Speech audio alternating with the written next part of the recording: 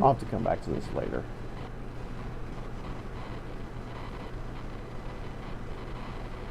Alright, let's attempt to finish West of Loathing. Yep. Wait, what? West of Loathing? A beautiful, magnificent stick figure RPG. Is this what oh, no, this is not what I'm thinking it is. Alright.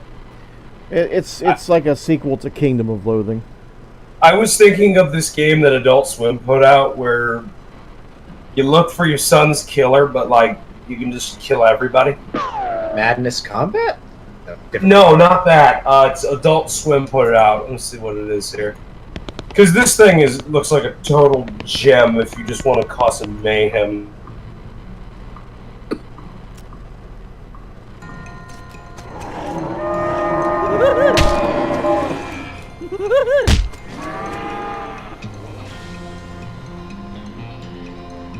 Westerado Double Barrel, that's it.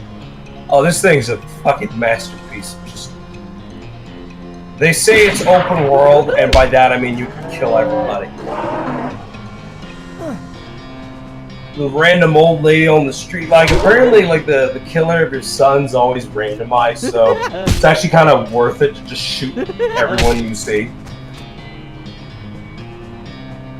Yep.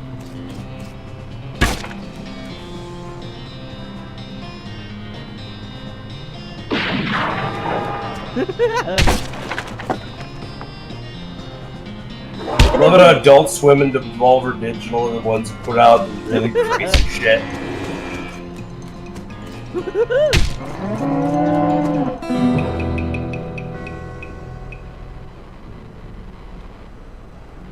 And the clowns surround me. Yep. They're clowns. What do you expect? Okay, clowns in a Wild West game. You think they're the bad guys? Alright, Well, first things they first, I gotta cast my beam shield, get that up and running. Well, they decided to attack him after killing the ghost cows. That's a sign that they may not be,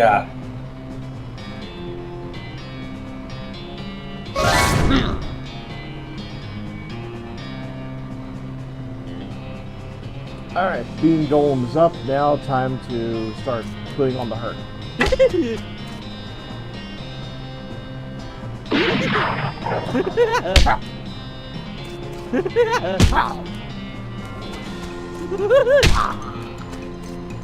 Why is there a testicle floating next to you? That's my beam golem. It looks like a testicle. Everything looks like a testicle to you. No, that literally looks like a testicle. So, you're the reason your testicle's dead. Bravo. You only have one ball. Actually, you have three. You have two balls now, considering that guy is floating next to him. Yep, that's my beam shield. I'm gonna assume beans are a very common theme in this game. For me anyway, because I'm a bean caster, I think. Well, I mean, you've got those two barrels of lye in the background. I mean, wait, that's Larma beans. Think of that. Never mind.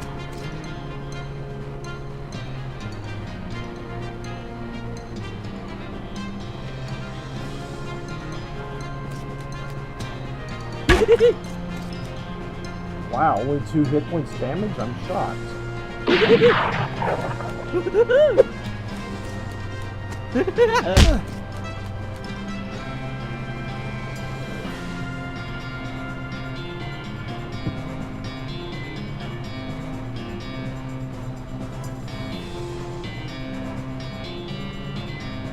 Okay, so I have 1 action point. You know what? I'm not gonna cast any magic. I'm just gonna attack this other guy. The hell of it. Yep. Only imagine how much meat you'll get from this fight. Well, with hope, I'll probably get a lot. It'd be nice. Yep.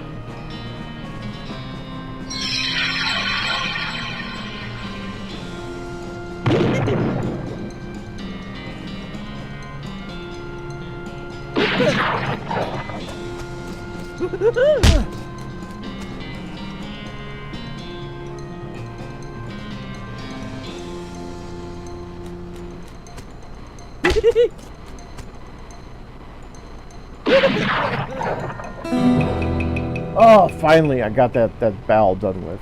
So what did I get from all this? Mysticality's up to level 10. You take that nasty clown's knife, and oh look, they also had a key. Varmint skinning knife. Very nice. Tannery backdoor key. What a fight that fight was. What a mess that fight was. And what a mess the floor is afterward. At least now you're free to poke around the scenery. Let's get to it.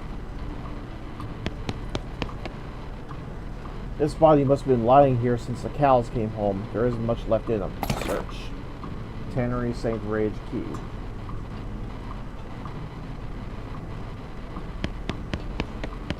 Is there anything else back here? Apparently not. Alright.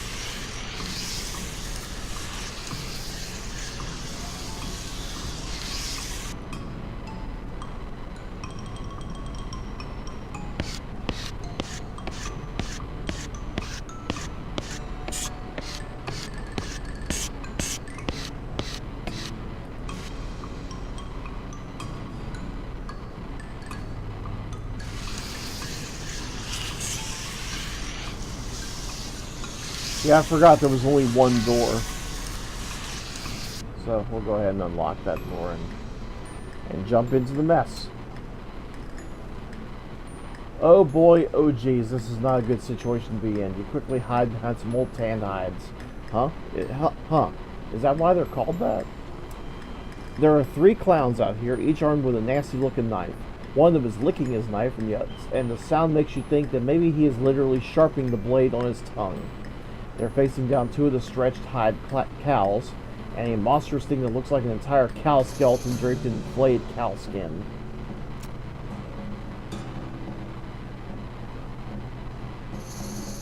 I bet you lot think you're real clever breaking through to the human plane. Did you think we wouldn't follow you? Moo! Did you think you'd find a weapon here to use against us? Or are you just trying to escape? Moo! What? You take that back. None of them seem to have noticed you. It looks like you can sneak back to the door if you're really careful. Let's not be careful. You think there might be enough XP to get out of this fight? Well, you killed everything else. Why not? You need to keep the cow genocide and the clown genocide going. When they see you, the clowns and cows stop hissing and mooing and posturing each other. Hey, who the hell are you? Candygram? Moo! Uh-oh. Now's our chance. Get them. Uh-oh.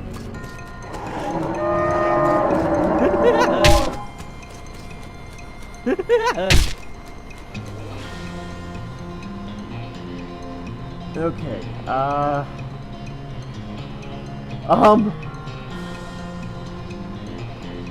have a feeling that maybe I might be a little too inadequately equipped for this fight. I figure. Because my weapons only do 1 damage.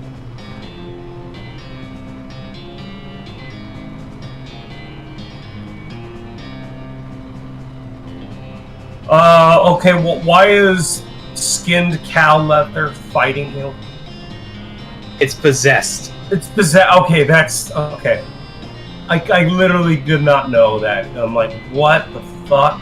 But this is a world where meat is an economy. I'm going to assume this game does not take place in any real plane of reality, or...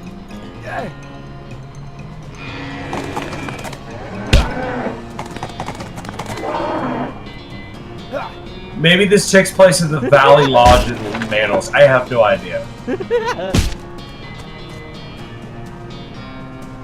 It's just one of those things you have to see for yourself and experience.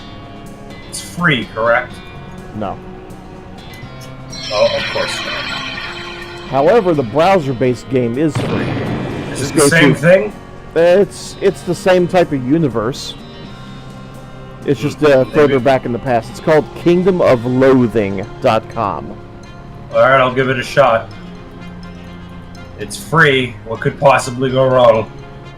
I think I just sealed my fate right there by saying that.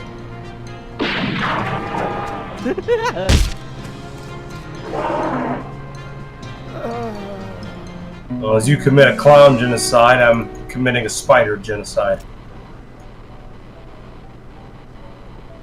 Susie must have carried you back here after you got knocked out. You're a little sore, but not otherwise any worse for wear.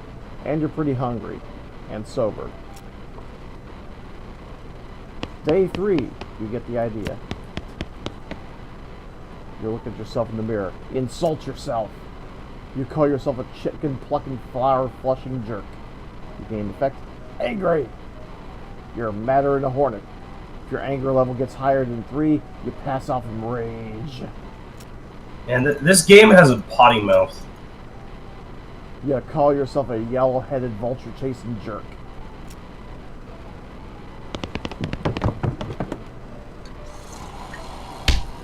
I am so angry I will walk from one room to another like a ballerina.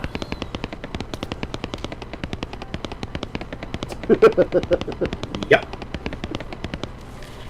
All because this person so desperately wanted to know how to walk that they just kind of screwed up somewhere along the line.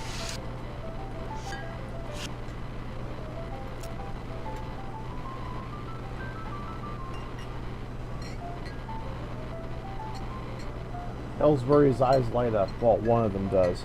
The other is kind of stuck in a perpetual squint. Does this belong to you? He takes the helmet. It takes him a moment to find his voice. It does. A long time ago. I don't suppose there was anything else. Where'd you find that? You mean this? Bottle of, Lano, whatever. Yeah, that's stuff. Could I give it to him? He cracks the bottle open and drinks deeply. After a few moments, his demeanor changes entirely. He looks like a man 20 years younger. Would you like to hear a story? Ellsbury tells a tale about a distant dreamscape where hyper-intelligent spirits live as the slaves of violent ghosts. Something about the story, you really lost yourself in it. I'm just happy I managed to level up my bean spell. Well, these are not only spiders, they're also satanic spiders, okay? Yep. I'm sorry, I'm playing this game Victor Varn. There are pentagrams all over this cave, and these spiders are apparently also able to shoot fire, okay? Yep. I'm sorry talking out loud, that really shocked me. I did not expect that. Oh, you're fine. It's basically like every other Tuesday in that place. I love it. The developers are probably sitting down. How do we make, we could just have the player fight spiders, but how do we freshen this up? Make them worship the devil. Brilliant idea, Gabe.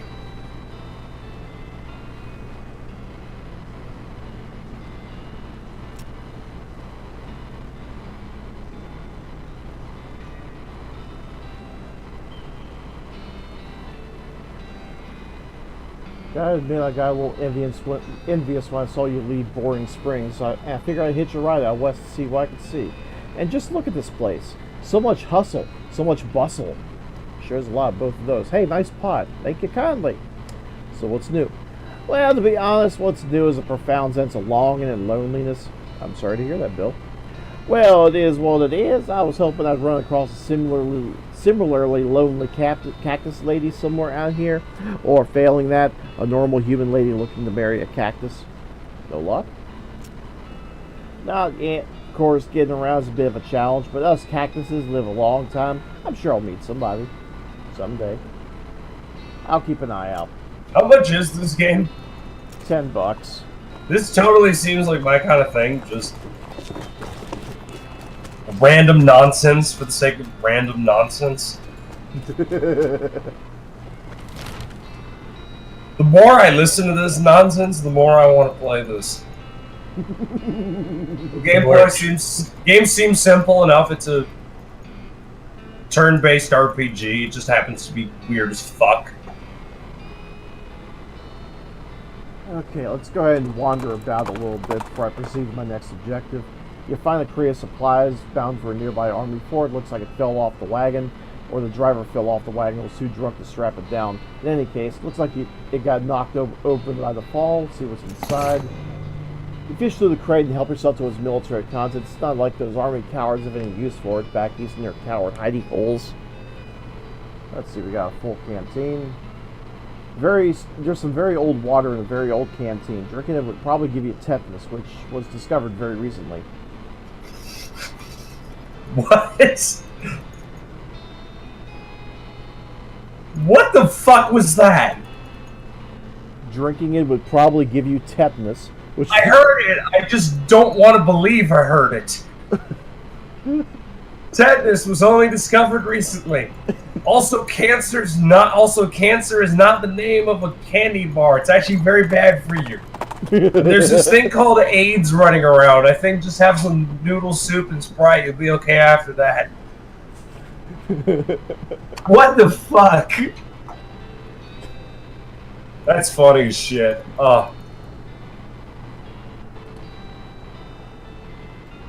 Alright, let's go to the rescue mission. You see a wagon broken down by the side of the road. Well, if we're being honest, it getting attacked by horrible monsters is probably more likely what happened in a simple mechanical failure. You dismount and investigate. Most of the easy pickings have particularly already been picked, but there's still a safe there that was presumably too heavy for the scavengers to move. And fuck, I still don't have safe cracking skills. I'm sad. I'm very sad at this. The horse is sad too. Yep. Don't feel particularly churchy these days. Fair enough. Little cluster of gin blossoms. Harvest. Ooh, blossom gin.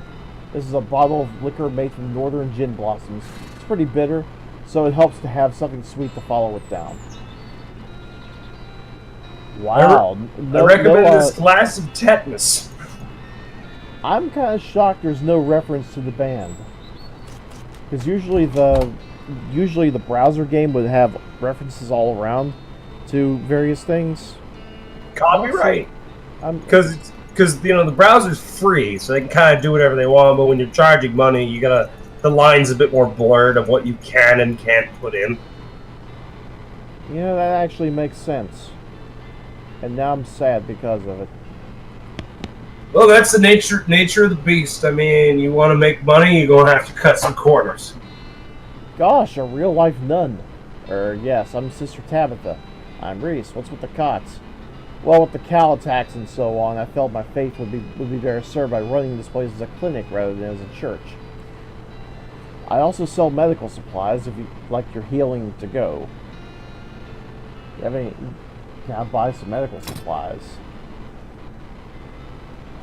Okay, so that one guy was wanting to get some broken leg pills, so let's go ahead and get that. Mm-hmm. Read the description of it.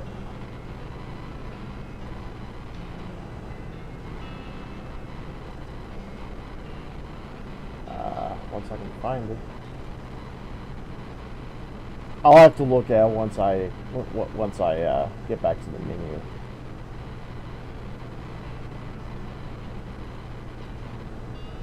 Because broken leg pills seems something like you see in a sweary game. Blood building tonic. This patent medicine promises to increase the volume and viscosity of your blood. Army Field Trauma Kit. This kit only contains materials for treating physical trauma. For the mental kind, you're better off sticking to whiskey.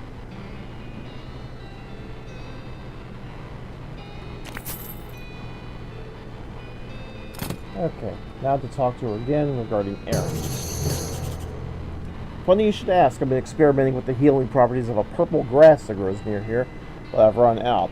Would you mind picking some for me? It grows near a cave that makes an unusual humming sound. Ooh, a humming cave.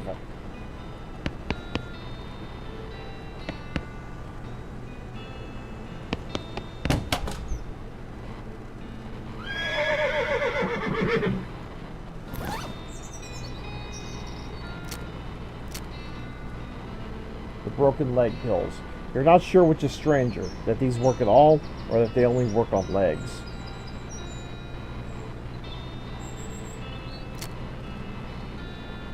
Alright, back to the map. So, just up there is the Humming Cave. You have a run-in with the worst-smelling snake you've ever seen. It is basically a cartoon stink line come to life. Hold your nose and fight it.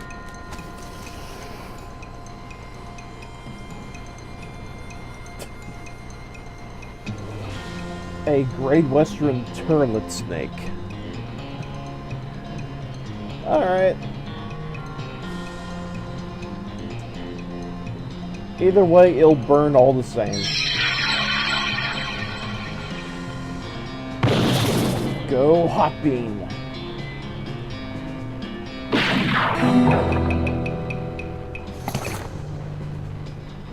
Snake liver. They call this the liver because snakes need it in order to live. Good to know. Snake venom bladder. A lot of people don't know that there's a difference between venomous and poisonous. I'm not going to explain it to you, but this is what makes a snake both. Okay. You elect not to keep the skin from this one.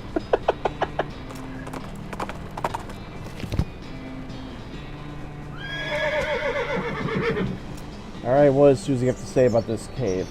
Dang, you hear that? What is that? Like a high-pitched buzzing noise? No idea. Let's not stick around any longer than we got to. That noise will drive me spare.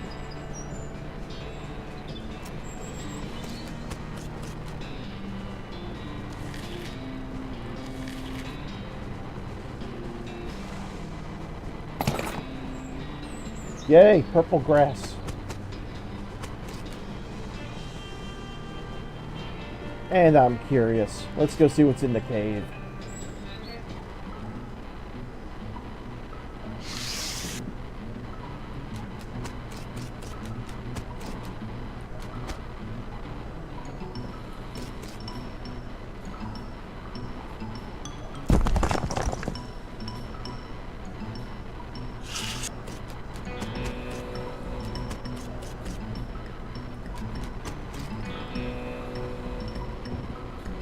Wow, what is that thing?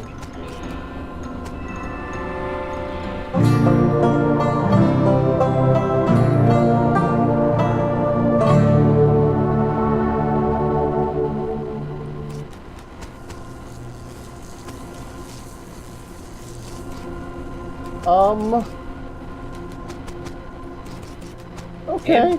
Aliens? Strange stone arrow. Okay.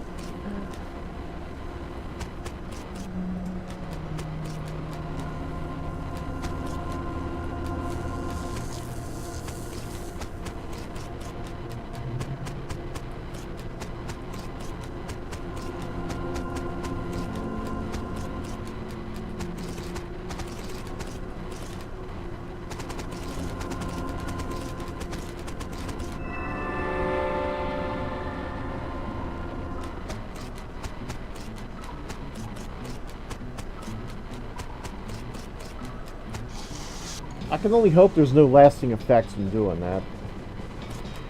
Eh. What's the worst that could happen?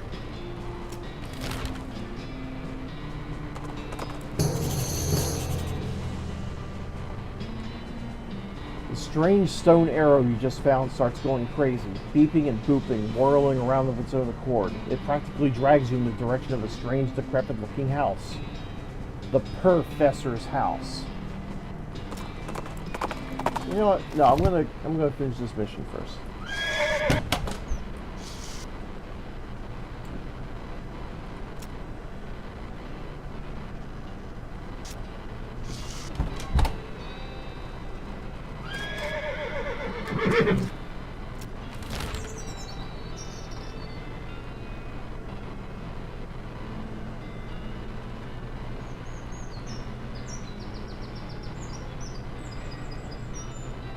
Is there any other place to go to before I head back to town?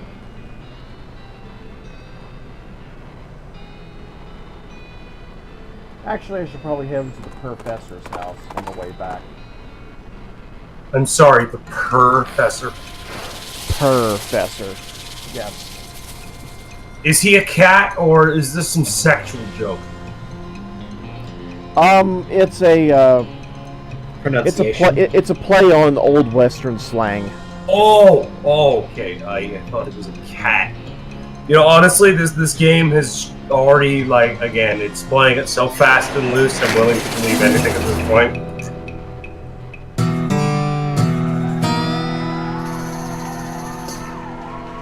Okay, my bean golem skill has leveled up, which is awesome. Got some rattlesnake skin, I can sell that.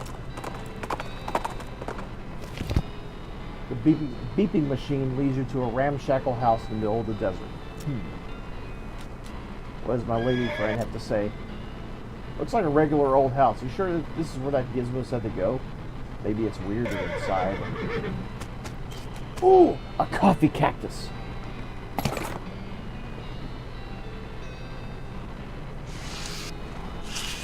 Forge it.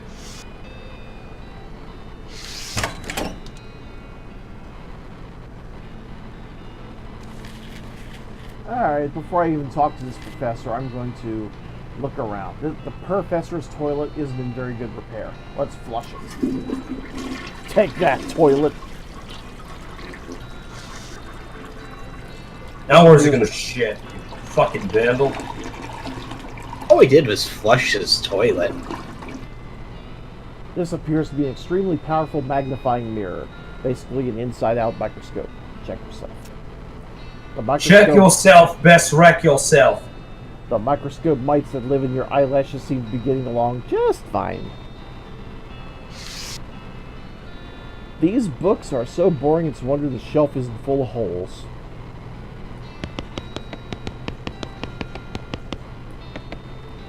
This device doesn't seem to be operational unless its function is to do nothing. This dresser contains 10 instances of the exact same shirt and 20 identical socks. Doesn't look like this guy sleeps very much. These books are all about concepts too advanced for you to even recognize. Excuse me, my name's Reese. What? Oh, I didn't notice you come in. I'm not used to visitors, but folks generally call me the professor. Is there something I can do for you? Well, I found this bleeping gizmo, and I sort of followed the bleeping, and it led me here. Well, not me. It certainly led you to the right place, young man.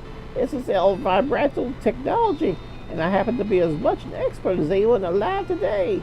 L what now? L vibrato. They were an ancient race and lived here long before humans. Well, they mostly lived underground, so they might still be living, as far as I know. Never seen a peep of an actual person, though. Just the machines they left behind. Were they space aliens? Could be aliens, or genius pre-humans, or an entirely different terrestrial evolutionary line. At this stage of investigation, it's impossible to say. Isn't it exciting? Here, let me have a closer look at your bleeping gizmo. Give him the device. Aha! As I suspected, this is one of their transponders. It detects other L vibrato technology and homes in. You see, that'll be why it led you here. I got a thing I've been trying to repair. He tinkers around with a transponder for a bit and then plugs a strange stone marble into a socket. There you go. Good as new. Just swipe up or down to turn it on or off. Swipe? The professor says that this device calls out to other L vibrato. L vibrato. Okay. Machinery. Spooky action at a distance. You don't trust it. Yeah, I wouldn't trust a man who has a mustache like that. And probably looks like he should be digging for gold in the California hillside. Well, technically, there is an opportunity to pair up with a guy named Crazy Pete. This guy should be crazy. Look at that mustache. That's awesome. But at the same time, I wouldn't trust that man around me. He almost looks like that one scientist that Ronald McDonald hung out with. Oh, Jesus. That's one hell of a reference to pull out of your ass. Holy fuck, man. I mean, I remember that. Holy fuck. You want to talk about a dated as shit reference? Remember kids when they tried to turn Ronald McDonald into an actual kids mascot, you know? Well, Remember back when he was scary as fuck? He's wearing those giant rounded glasses along with the mustache. They had those fucking VHS... No, I'm just going through this. They had those VHS tapes where they, you know... Where he literally lived in a place called McDonald Land. I mean, you want to talk about creative bankruptcy? You want...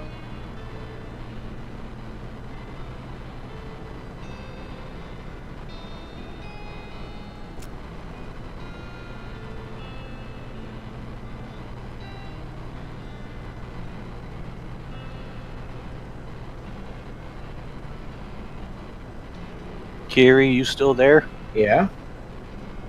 Did you uninstall the mod I pointed out?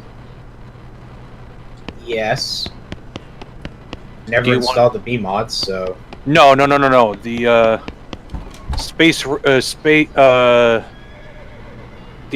later Spaceship expansion one? Yeah. No, I never even installed that.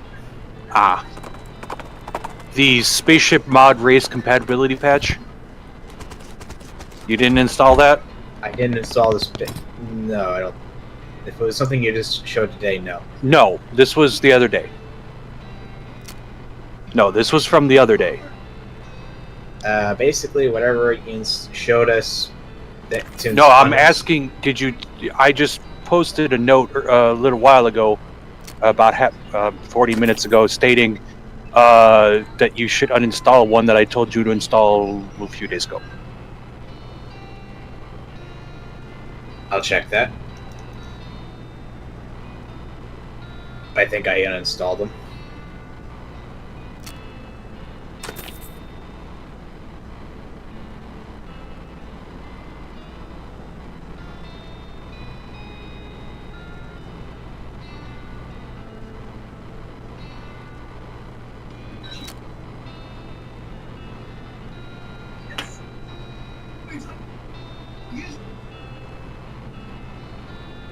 Because after you uninstall that, I want to see if everything will work. Oh, whoops. That's not what I wanted to do. Things went pretty smooth. There was no real disconnect. Oh, no, I just want to see if I can use my this race mod. But you need to remove that one Starship compatibility because a few race mods keep on breaking that add-on, which we don't even need because I derped. Okay. Did you uninstall it? Let me take care of that and check. Okay. Because I want to try to join your character on Starbound and see if it'll work.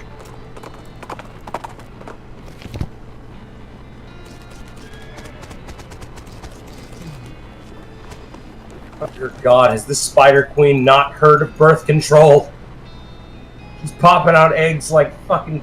Use some birth control, you fucking cow. Jesus.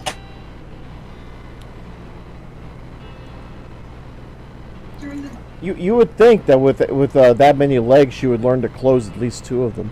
I'm just saying, I mean, she just popped out 12 eggs there. And now I'm getting chased by 25 spiders. I'm like, good God, and I just killed all of them. You must not be happy. Are you playing Diablo? No, I'm playing Victor Varn, which is basically Diablo, but I actually like it more. It's got the guy who plays Adam Jensen playing the protagonist. It's funny as hell.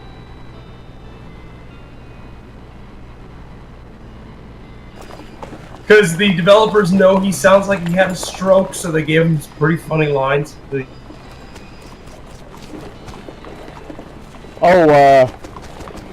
Neon, check the stream real quick.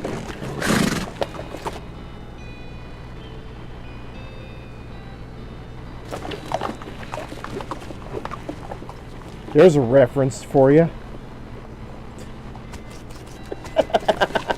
Oh God. You saw that, didn't you? Oh yeah. Oh hell yeah. How could I have not seen that? What did it say? I just missed it. CT Nelson Coach Company. Oh.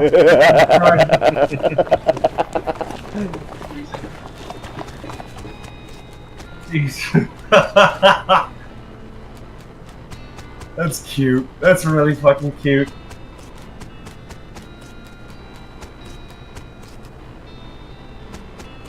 Okay, Kiri, could you run Starbound and see if this works?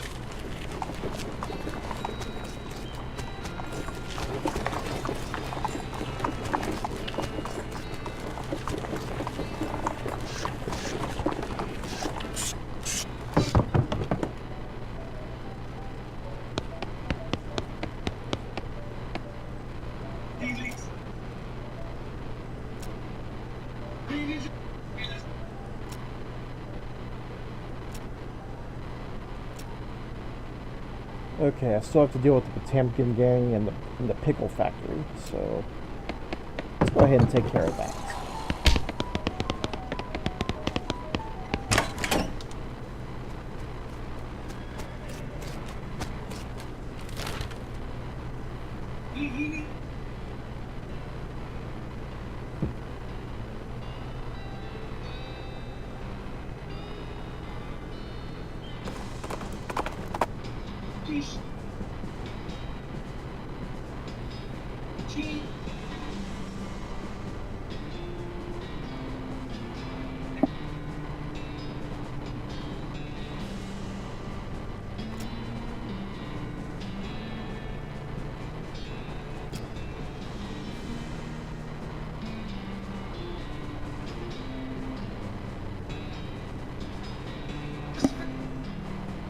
Oh, there's an option to recruit this guy, and I can't. Oh fuck, that's sad. Because I don't have Outfoxen leveled up to 3.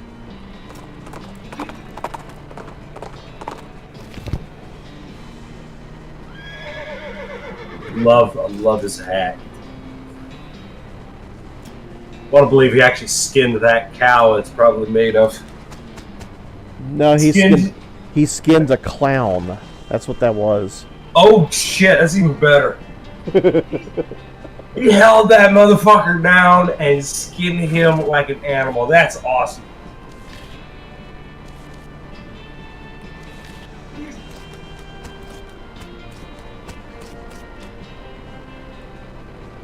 Shoot, it looks like you need to install the race mods too still. It's taking awfully long to load. What if I try and join you? You could just install the race mods too while you're at it. Because they're good races.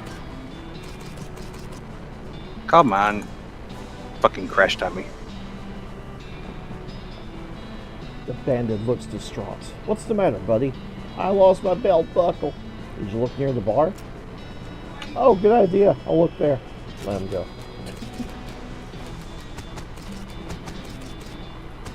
There is a small puzzle in this one. There is. Okay. Much like the hat factory, I trust you to solve it on your own. You duck into the outhouse to plan your next move. While you're pondering, you notice something weird. This outhouse has a back door. Did you get those race mods, Kiri? Yeah, just need to let them install. Can't put Okay. them all in game.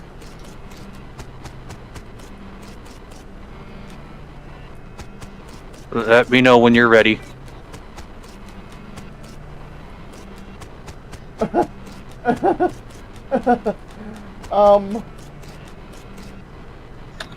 It's coming. Hold on.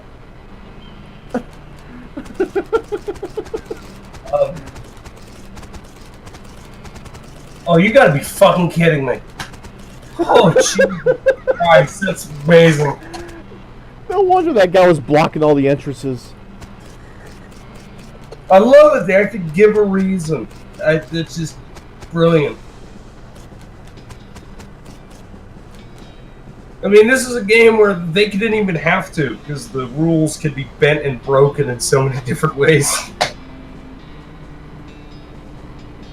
Okay, the guy still has lost his belt buckle. Did you look near the jail? Oh, good idea. I'll look there. I'm going to follow him.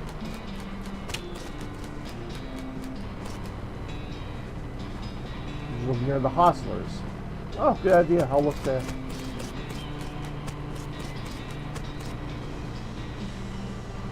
Did you look near the sandwich shop?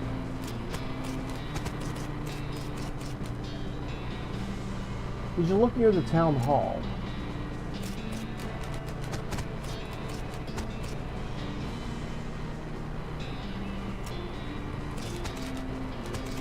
Hey.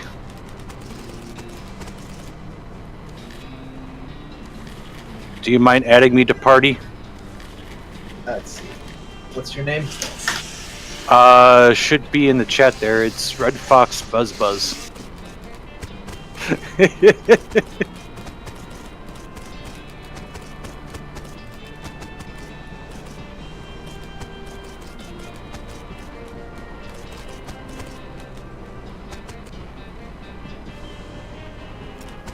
Want to test to see if it works.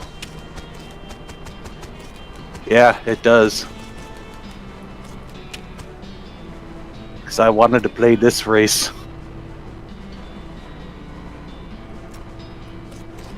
A B.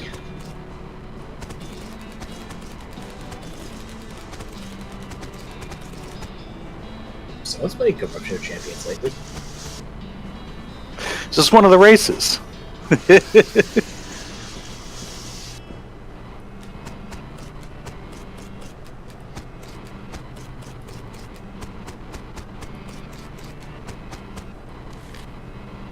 Okay, so it does work. Awesome. Saimi will have to do it too.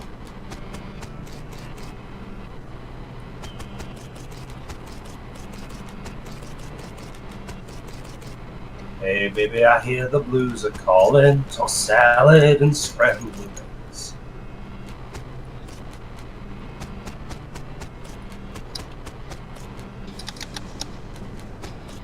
Sending code digitized over the internet.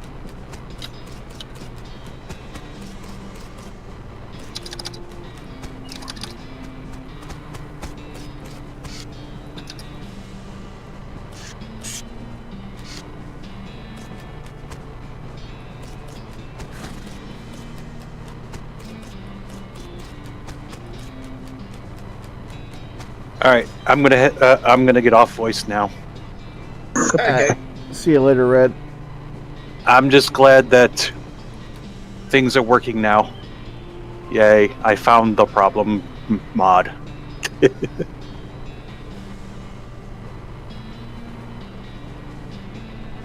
By the way, whenever you get around to the Western game, let me know how you like it.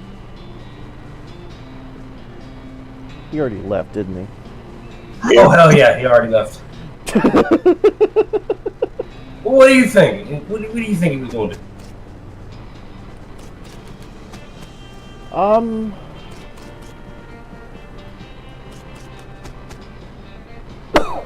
That's my fucking case. Okay, Curie, I've tried talking to people and I've tried looking around for this belt buckle. Am I missing something here? Pay attention to what's holding the buildings up. I know that. I know that they're held up with cables in the back. Try getting everybody under one building. Oh. Now, are you talking about the one with the TNT or the hefty? Okay, it's the hefty load. That would be the jail. The jail. I've personally done jail.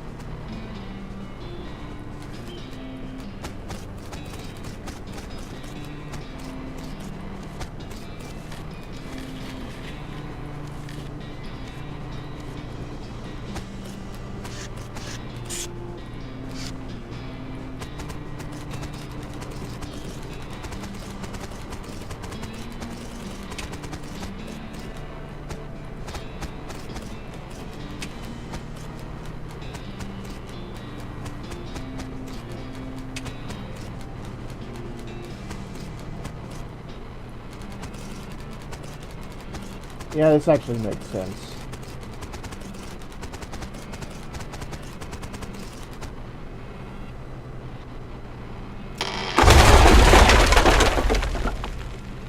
Turns out it's just flat plywood like a theatrical set. Crash! The fake building falls over on the real bandits. Yay! Now I'm guessing the TNT is for the renegade option. I'm guessing. I'm guessing that's if you wanted to kill them.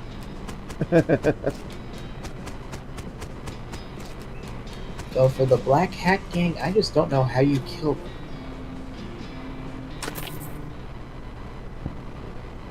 Say, that's the Timken gang. How'd you get them? Push the gel over on them. What? Never mind.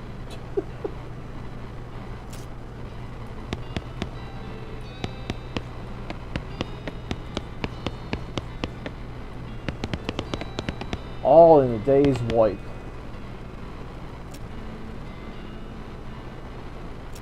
Oh, I'm just waiting for you to go to the pickle factory. I'm not gonna lie, you're gonna hate that one. I probably will. It's is it the type? Is it the type where you could permanently fuck it up? No, it's just really, really puzzly as fuck. I'm mostly worried as to whether or not I'm ill-spec'd or not. No, you're not ill-spec'd. Unless you decide to fight, there's no combat. Shit, I feel like I'm giving spoilers. I'm still wondering what the hell this thing is in my offhand. BR blank blank blank sensor? Bridge sensor? Is that what it could be? It's, the only info is saying, look, I don't want to tell you what you can and can't say, but let's just call this thing a shiny gold colored metal sensor and leave it at that. BR and then 3 asterisks. So I don't really know what to narrow that down to. Maybe it's some like local slang that the developer knows that I'm just not aware of. Ruha?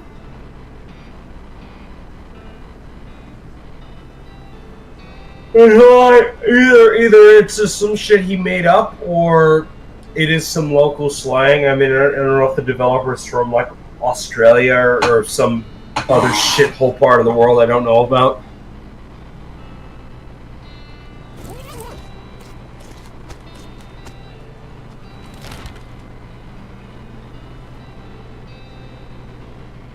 Okay,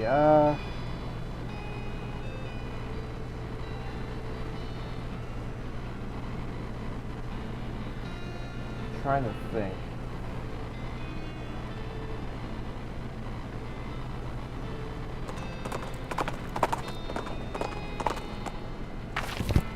Go ahead over to Stern's Ranch. Go to the map and wander about, because if I remember correctly, there's a there's a lady that has a camp where she's selling goods. I'm hoping maybe I can find the one vendor that sells lockpicking.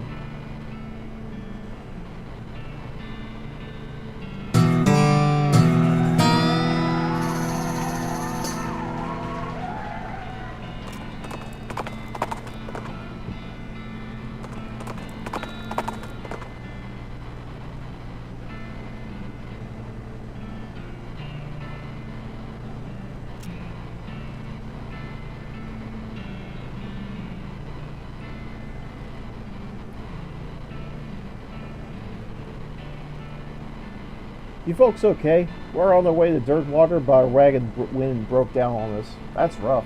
You're liable to get attacked by bandits out there, or snakes, or coyotes, or ghosts, or other things that basically live exclusively on stranded travelers. Is there something you could do to help us? Susie, you know about wagons and stuff. Think you could fix this? Reckon. Crawls into the wagon and pokes around for a moment, then reappears and chucks a dead rat over her shoulder. Rat in your carburetor. She'll be fine now. Oh, thank you so much. A rat in the carburetor?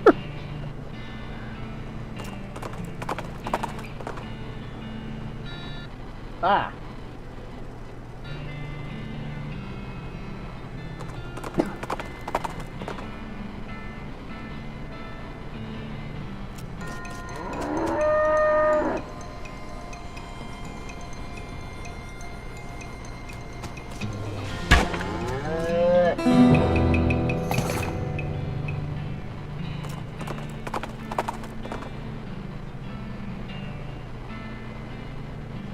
Okay, where the hell is Wandering Sally?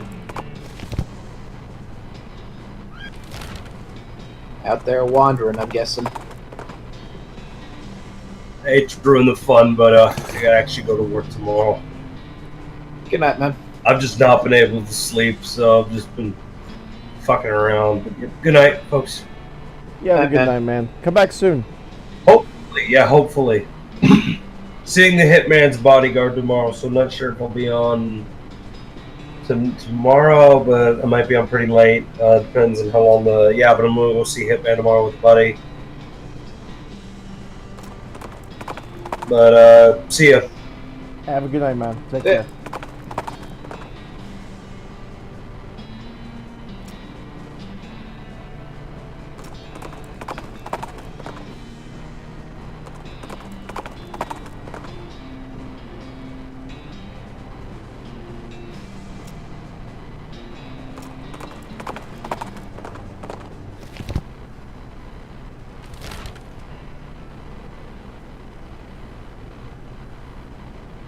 Yeah, the hell with it. I'll just go to the pickle factory.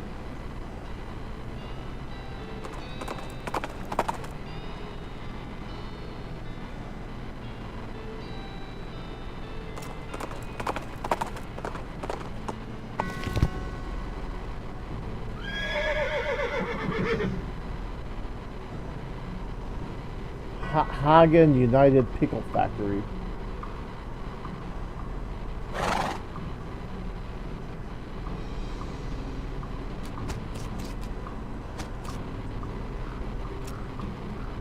If those bandits hold up in there, that spec we've heard the last name. What do you mean? Folks say this old pickle factory is haunted, and not just a little bit. Ooh, spooky.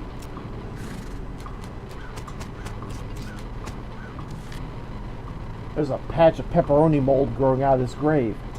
Aw, I can't harvest it. Gretcha Vlas. 1801, 1879. She was very, very terrible.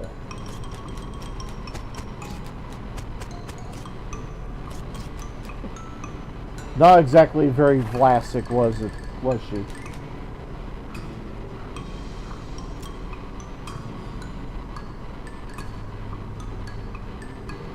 You feel a sudden electrical jolt as your hand touches the doorknob. Oh no!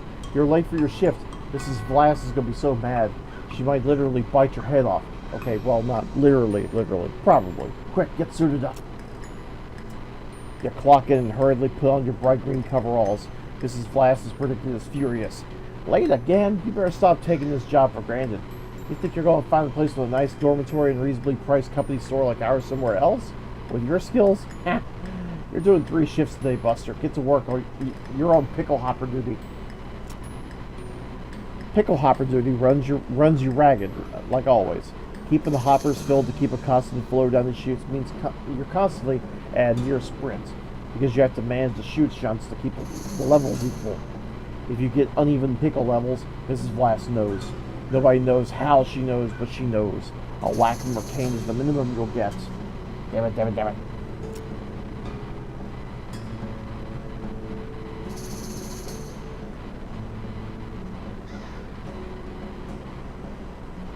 At the end of the first 6-hour shift, you get a brief break.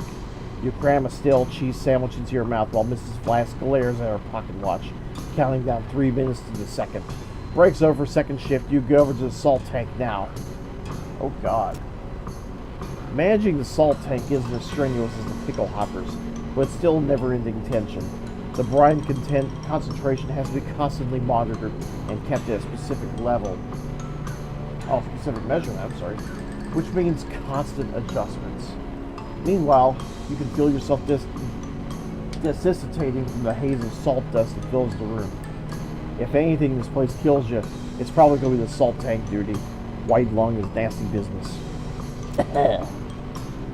Cough on your own time, and then get that salinity back to normal. It's supposed to be 976 parts per thousand. How hard is that to remember? 976, idiot. 976. Please let me out of here.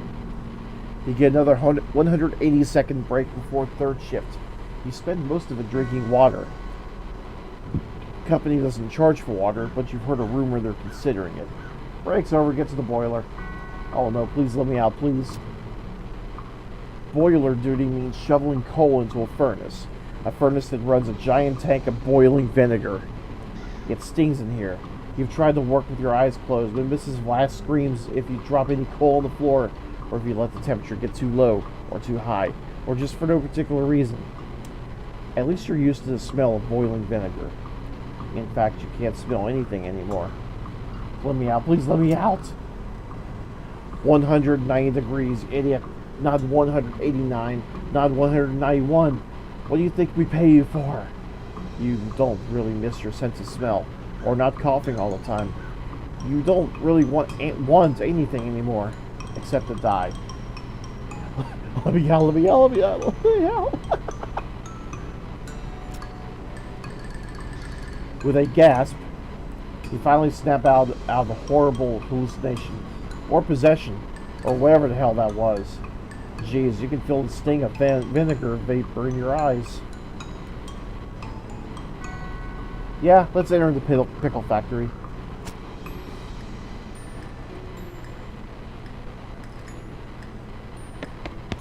Yep. This trash smells like gherkins. This trash smells like sweet pickles. Garlic dill pickles. Bread and butter pickles. Cornicons. Some other type of pickle?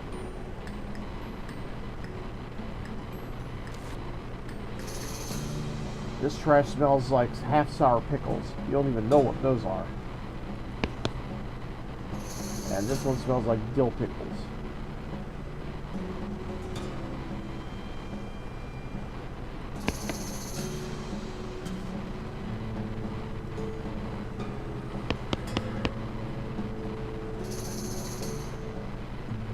It's not right. It's not right. You alright there, partner? All wrong. The temperature, it's not right. It's all wrong. Not right at all. Alright. Alright then, do you... All wrong!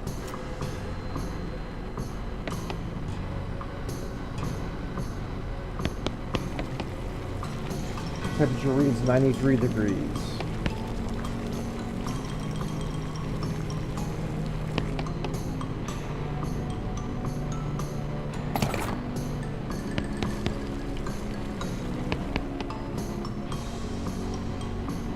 Okay, I'm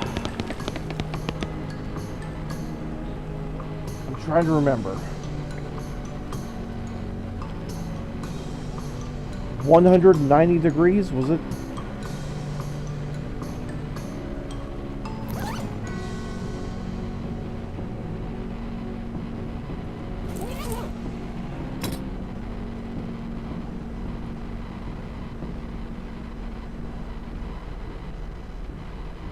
I'm honestly asking because I don't know.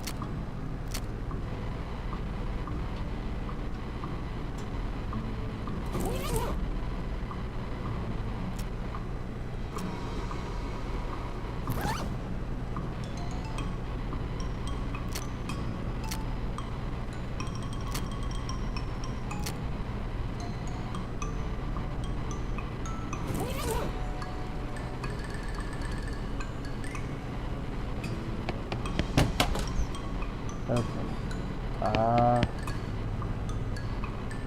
I'll go into the one with the salt. Gotta salt the salt. Salt! You alright there, partner? Salt!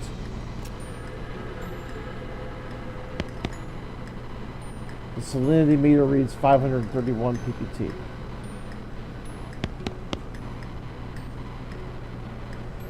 The salinity meter on the tank reads 531.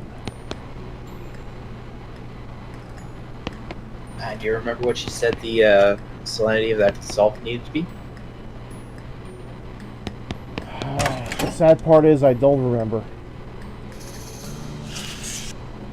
I'll give you a basic hint. At least with the levers from left to right, they will increase the units by 100, 10, and 1.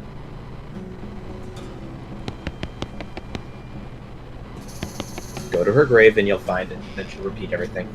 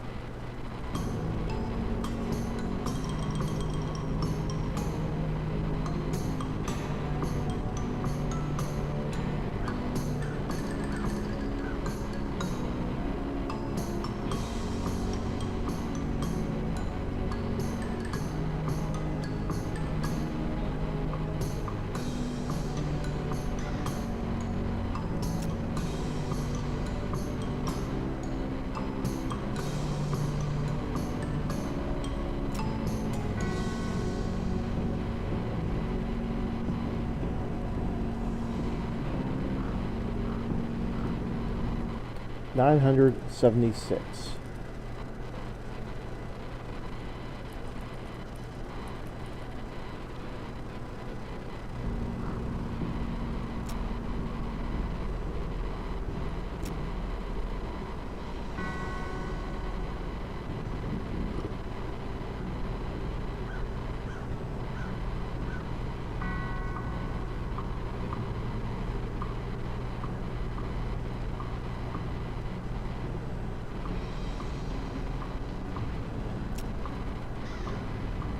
$190.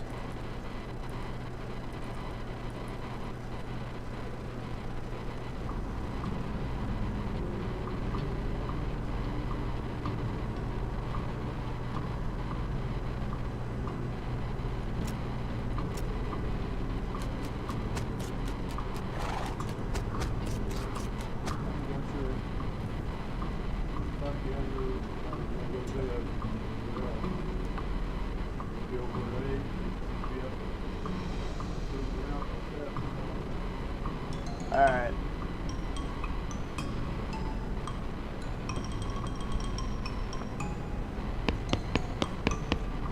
Alright, let's go ahead and start with the vinegar.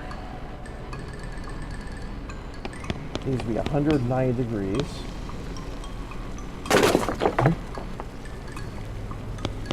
Technically, there's a little trick. As long as the temperature is over 190 degrees, but the final digit has to be a 0.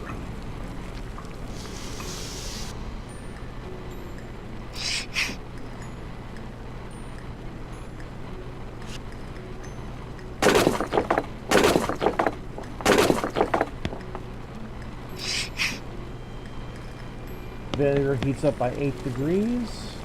It's now at 103.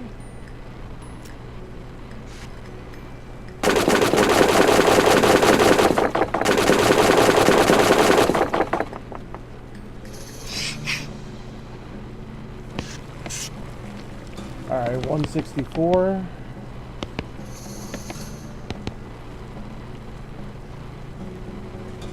$167.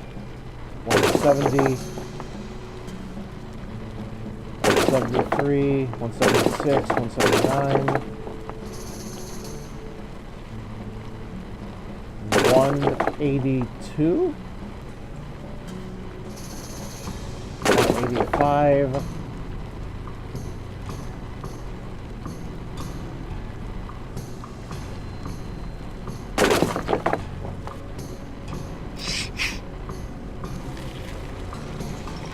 oh!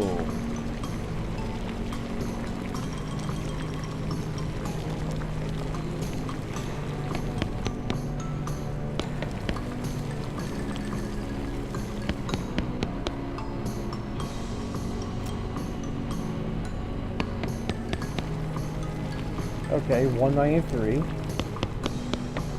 Let's release a little bit more. 183.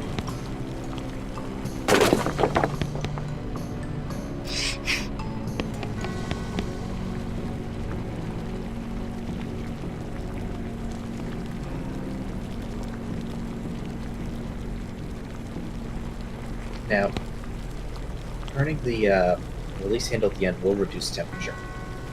Yeah, I was able to get it down to 188.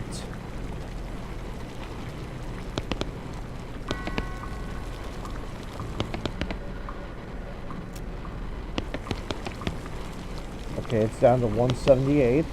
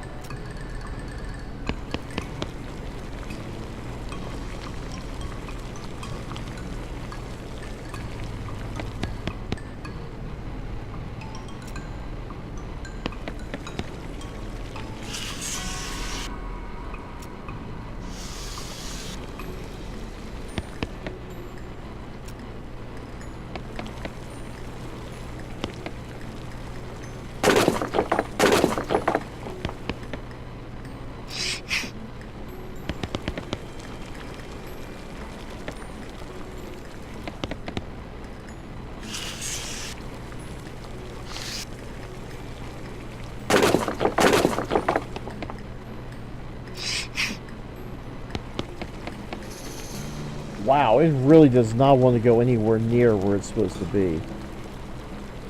Yeah, I absolutely hate this one room. This is my most hated room. Just because of the math?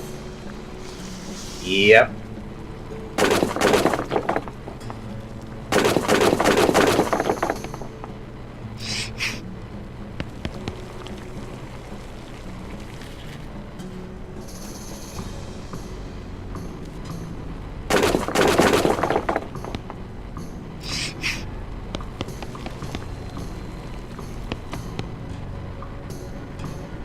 You said it has to end in a 0, right?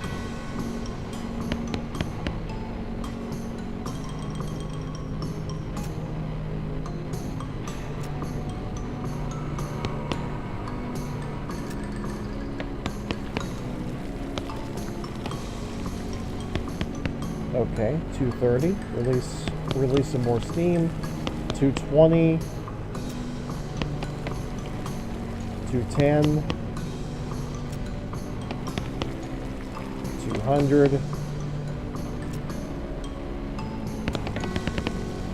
190. Vinegar is 190 degrees. If it's at 190, just talk to the guy. Yep. Vinegar-soaked bones. These bones are all rubbery because they've been soaked in vinegar. Gross. You can faintly make out the number 190 scratched into one of the bones. Yikes.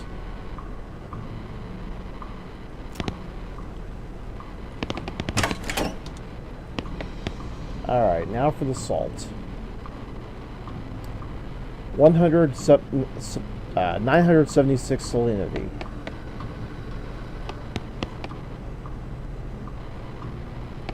Once you know the numbers, this is the easiest challenge in the entire area.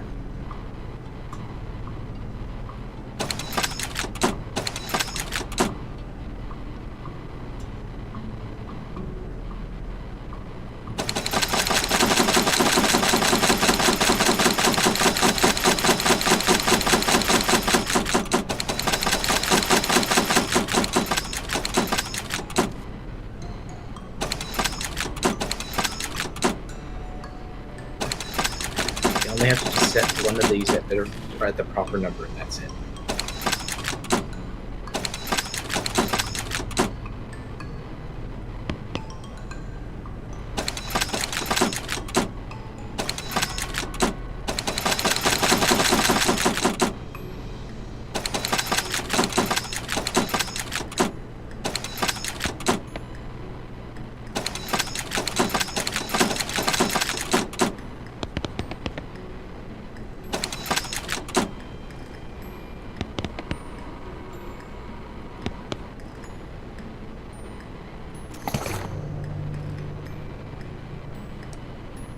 This skull bears the marks of prolonged and very strange torture. Etched in the back of the skull is the number 976. Rest in peace.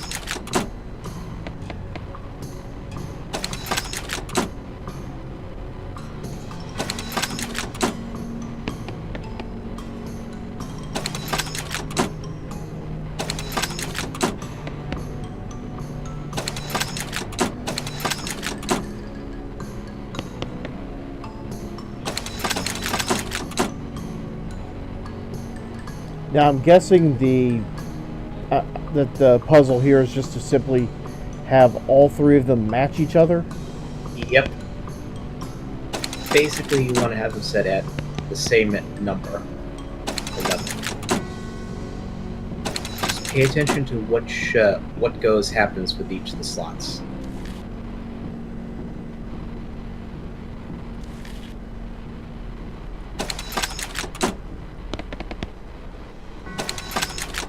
Just remember, it's like one of those puzzles where this lever next to it will also affect the one right next to it, but not the one away from it.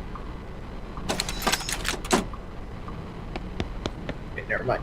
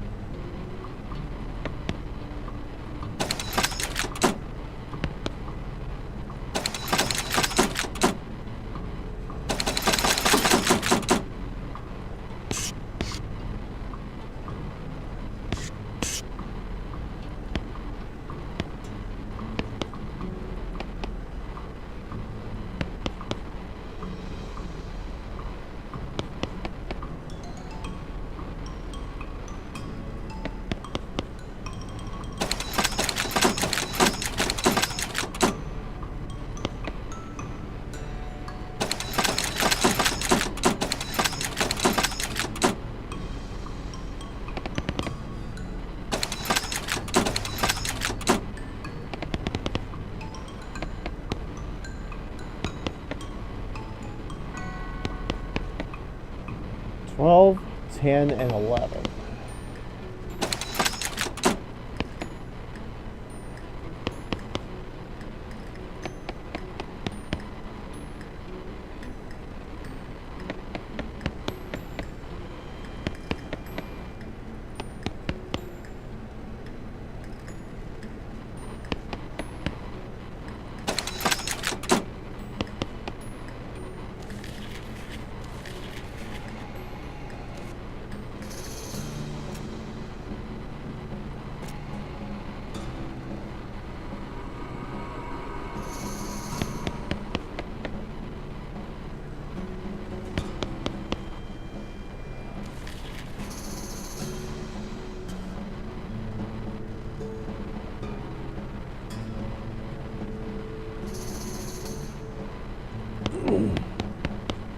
So we have it. We have everything set from 10 to 11 to 12. Any ideas? All right. I'll just give you this hint. Just try and set the one on the left and one on the right to either the absolute highest or the absolute lowest. It's either the top or the bottom position. Both have to be there, then work in the middle.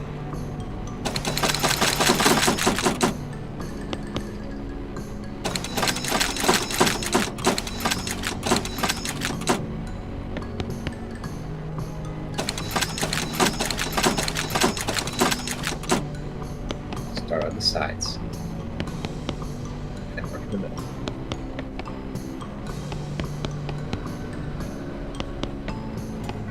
My goodness, these all go to 11. Mhm. It's okay, I took care of the cucumbers. It's probably 40% bones and 60% cucumbers if you had to guess. Etched into the skin of one of the cucumbers, you see the phrase, all the same, all the same, all the same. Now there's only one last thing you have to do here. You notice that machine just in like the main area? Ghost pickle. Yep. This is the ghost of a pickle brined in mystery and vinegar. Makes you difficult to damage for the rest of the day by turning you into a spooky ghost. All that work for 3 pickles? No wonder this place went out of business. Yep. I can see that. Alright, off to the map. Now let's look at the Lazy Dude Ranch.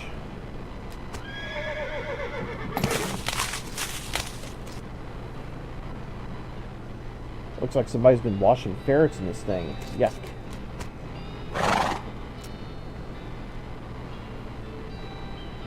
Wannabes. Farm posers? Yeah, they're the worst.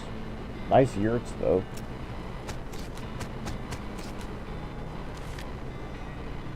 An old burned crate. Guess it came with the property.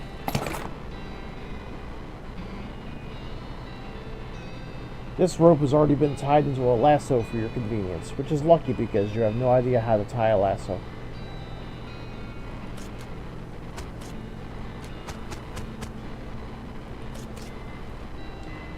Hey, like, howdy, I'm selling herbal remedies. Care to buy? What kind of herbal remedies? The kind that are gifted to us by Gaia without any interference by human hands. So, weeds. That's a derogatory term created by the man, but yeah, basically.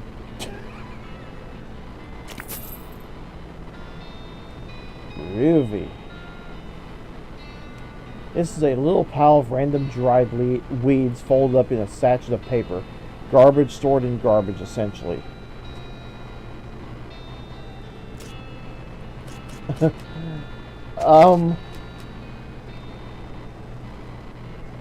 So I guess the hippie ranch had to go somewhere.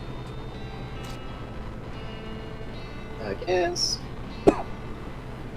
Yeah, if you ever play the browser game, there's a place where all the hippies are at. That's all I'll say. Howdy.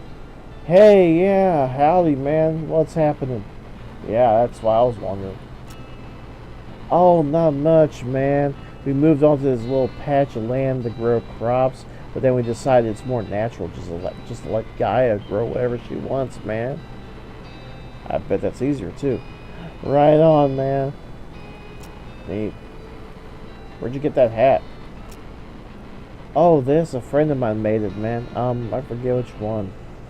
What will you take for it? Well, I've been thinking of trying a new style, like maybe one of those hats the army guys used to wear back in the day, like as kind of an ironic statement, man. There's an old fort over yonder that away. I'll swap you if you can find one of those. Alright, I'll check it out. Groovy. Can I go inside these houses?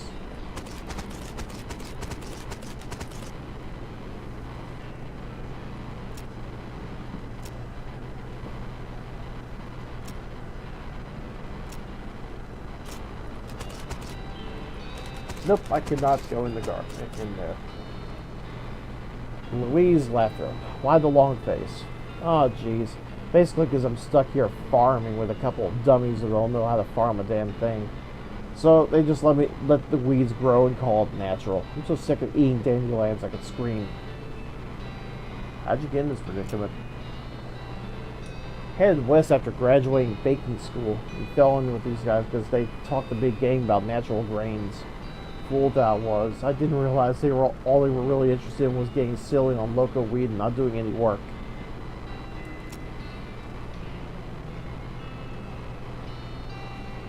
You looking for work? Yeah, desperately. The only trade I know is baking, though.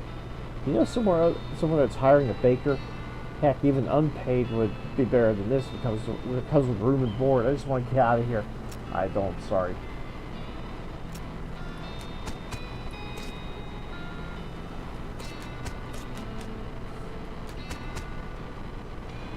A patch of loco weed? What? Northern clownwort.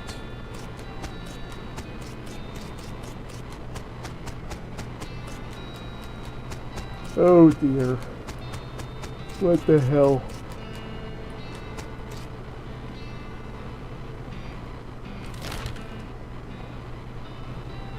So I guess I do have one last place to go, and that's Fort Alldead.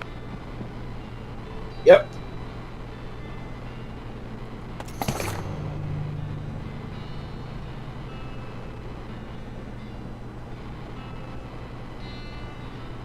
The Oliver Vibrato punch card. This is a piece of thick paper with a few square holes punched in it. It looks like the ones he used for the census back in '90. Alright, off to Fort Alldead. Sounds like soldiers marching in there, but no voices. Oh, yeah. You expect to hear a Hup 2, 3, 4 at least. Maybe it's that guy's day off, or maybe he lost his voice and was shouting too much. Maybe he got his voice shot off in the war.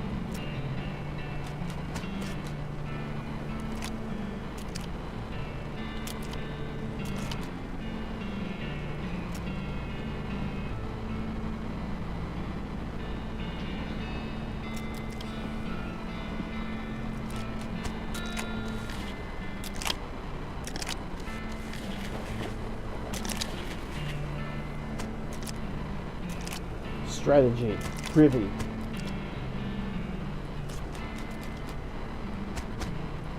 Barracks. Mess hall. Trash can. Not without stench resistance. Okay, let's look into stench resistance. What do I have? You have nice smelling flowers. I do have flowers. As soon as I can get to it.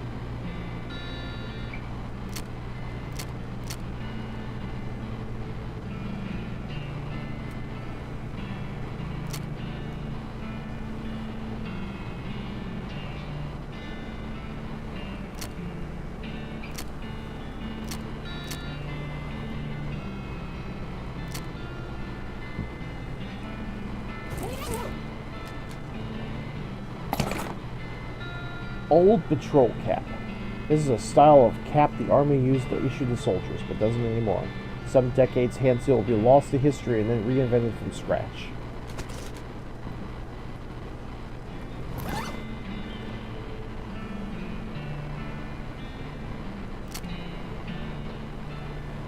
So I was meaning to ask. Pardon me. So I was meaning to ask, what did you beat the game with? What, did you use a cow puncher, or a bean caster, or the other guy? Snake oil. The snake oil guy?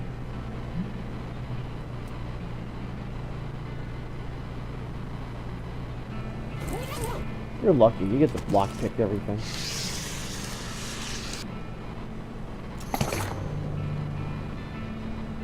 Cryptic note about ley lines. A note from the necromancer to one of his cultist flunkies. Interesting.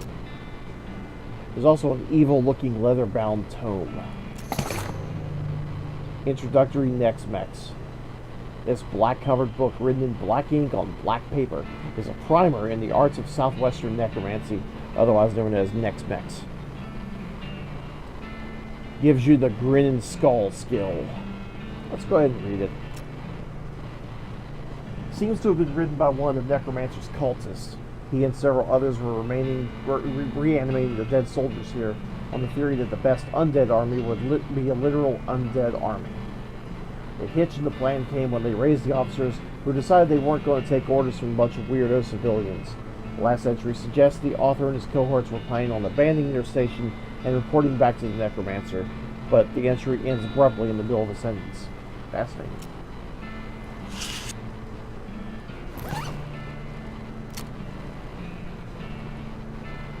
So what's that about ley lines? You examine the weird diagram but can't make heads or tails of it. You stick the note in your necromancer journey for now.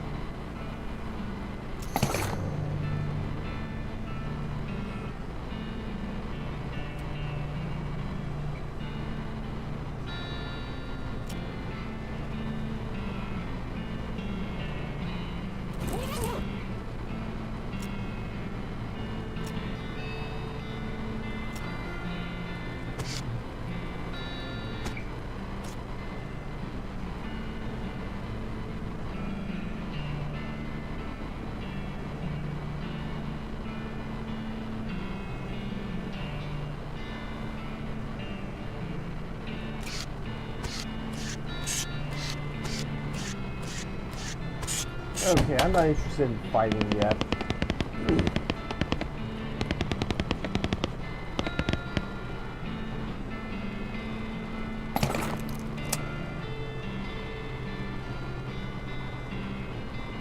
Ooh, an artillery saber. Very nice.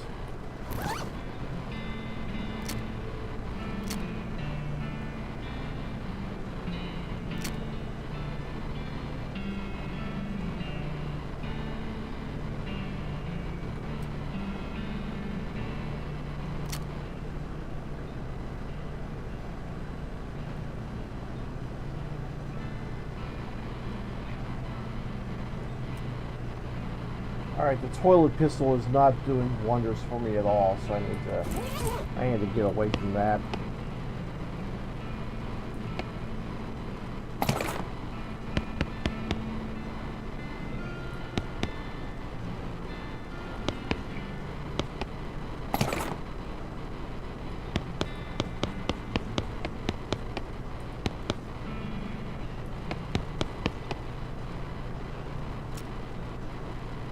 Sugared mold, candied hair, desiccated hair, pureed sandalamode, grilled molded syrup, mushy skunk kidneys and lard, salted crickets, pickled chalk, pureed crickets, mushy bad guano in lard, grilled badwings in lard, lye-treated skin, pureed slugs, pickled skunk kidneys, smoked slugs in oil, smoked sand and syrup, sugared ants, jellied skin, crushed vulture feathers, crushed mildew, grilled slugs, creamed slugs, crushed mold, roasted termites with capers, dehydrated ants, pressed chalk, pickled fish eyes, pickled spiders in seltzer, brandied chalk, roasted mold. You know, I think I'm done, man.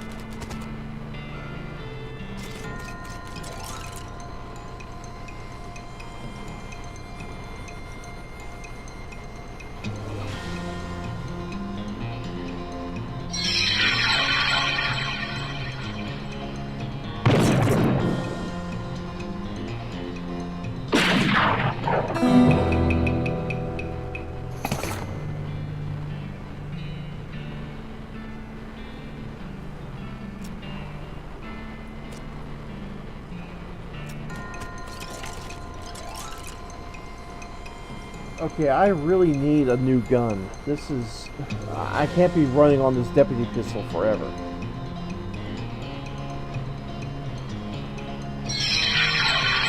On the deputy pistol?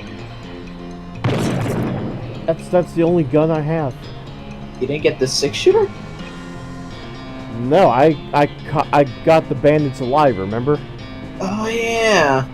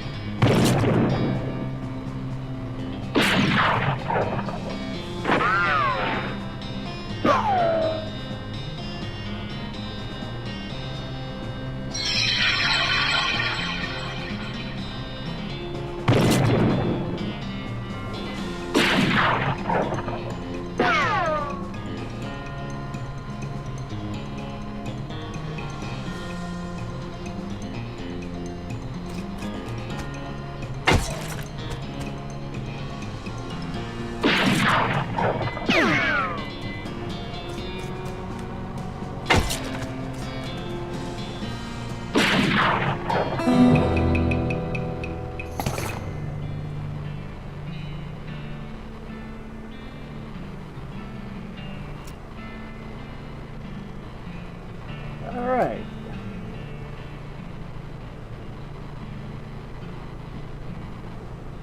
I'm a little worried. If I go in there, is it going to be 5 this time? It is 5.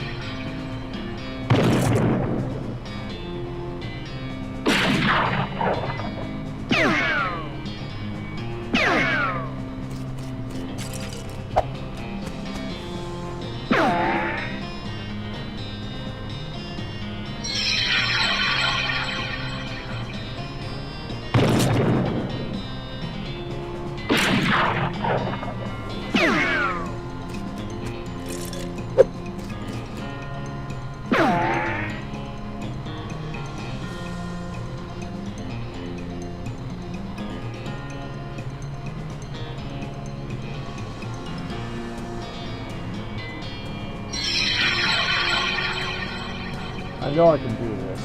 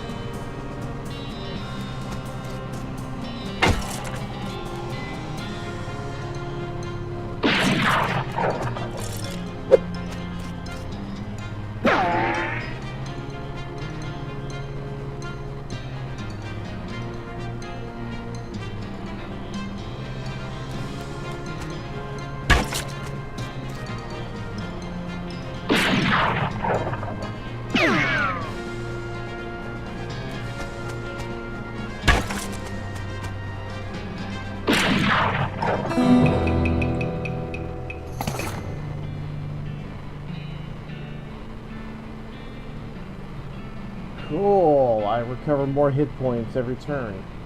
Very nice.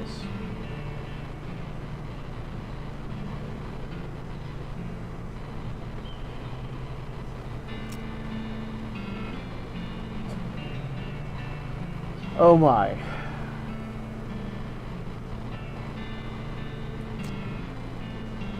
Now I could go in there, but is it going to be 6 this time? I don't know if I can handle 6. Let's not. Yeah, let's not. I think we got our fill.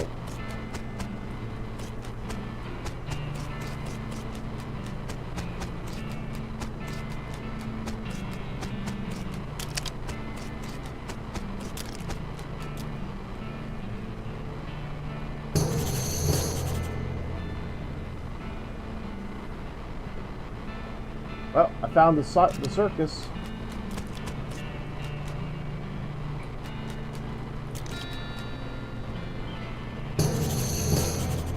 Lost Dutch oven mine.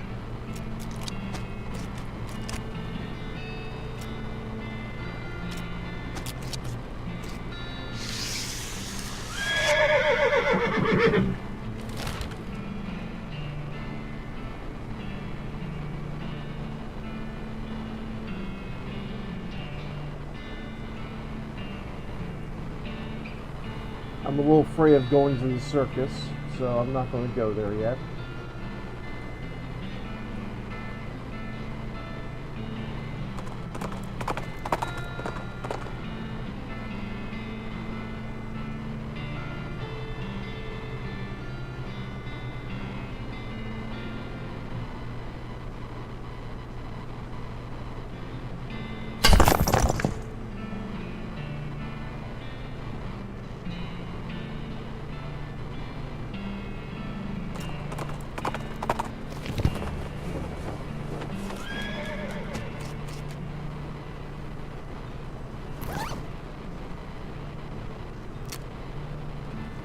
Okay, I'm sad. My pickaxe melted.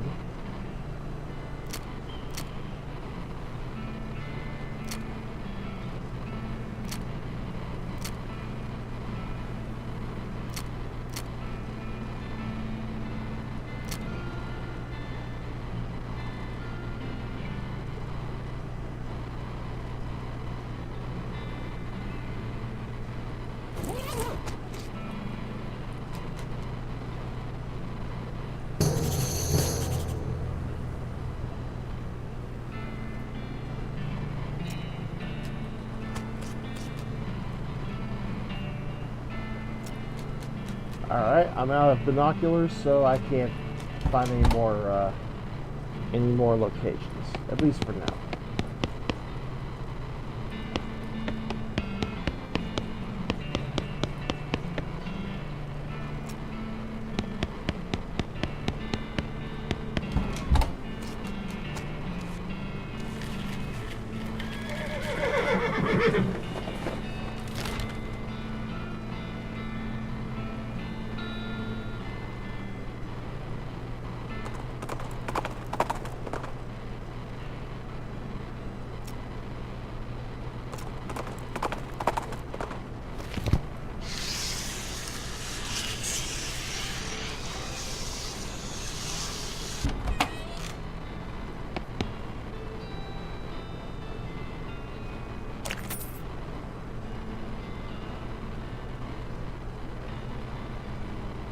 It's the Gherkin brothers, and please, I don't want to talk about it. It was really weird. I believe you. Here's the reward.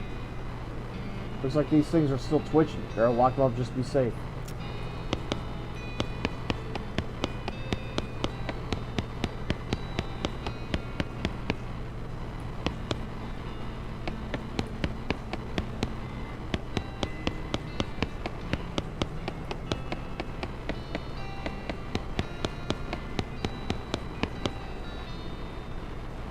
Oh hey, good to see you. You know, you've really cleaned up the area. I'm plumbing out bounties for you. Does that mean I get to be sheriff? No, but I guess you could be a marshal if you want. Oh, what coincidence. That's my middle name. Oh, thanks again for all your help, Marshall. Nice.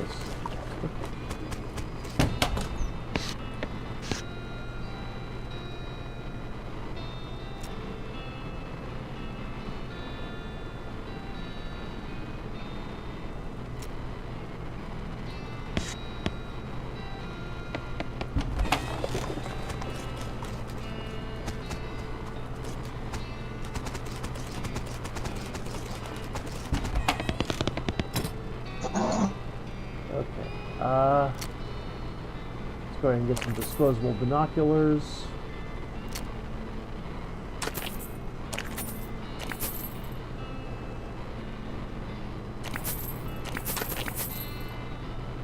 May as well raid all the dynamite as well.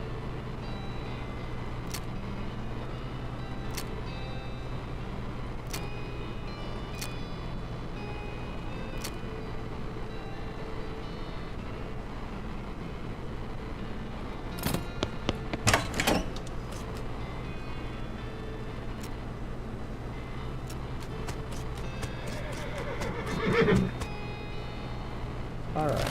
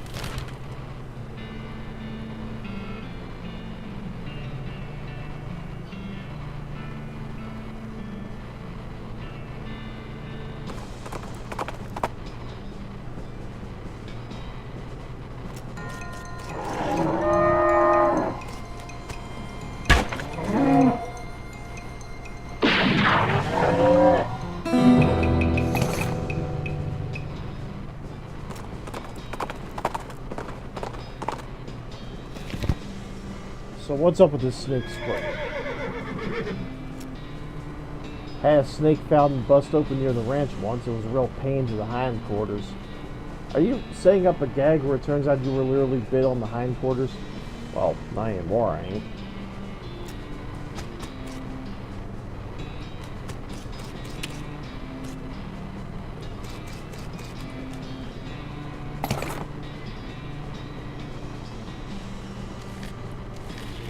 Gosh darn it, when am I going to get the forge in level 2?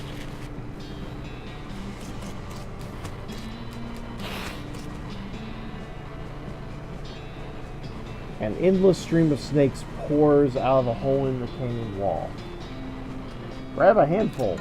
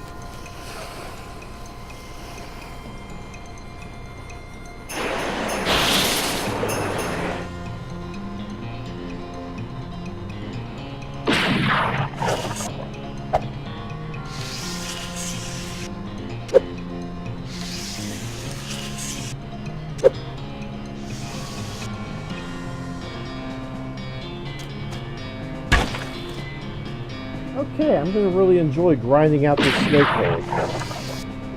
Yep.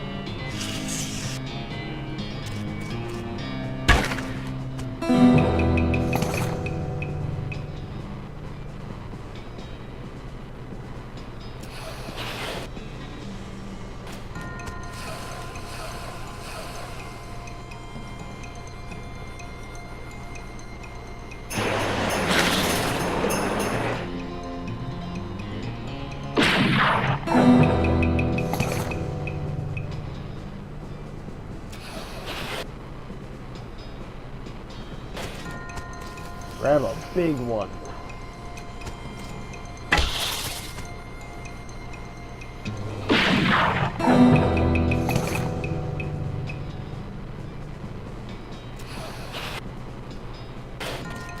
Yeah, I think I was better off just doing a handful.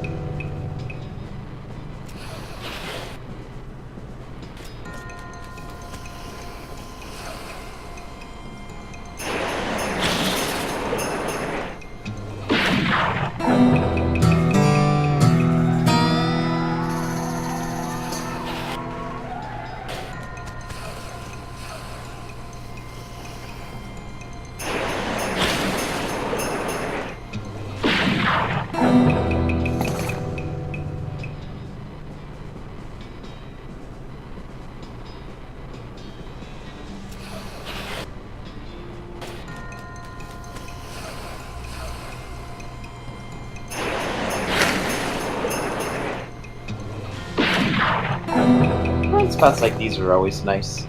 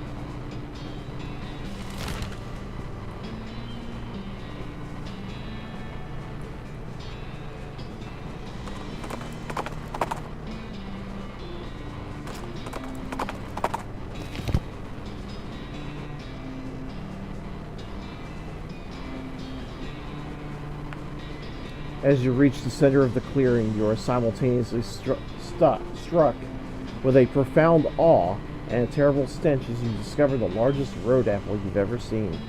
You can't even imagine how this got here. Was it a giant horse? Was it 200 normal-sized horses acting collaboratively? They should have sent a poet. Yeah, they should have.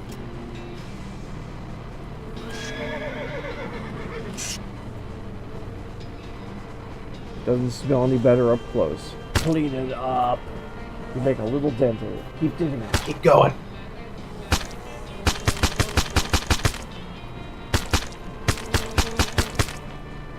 It's quite a bit smaller than it was before.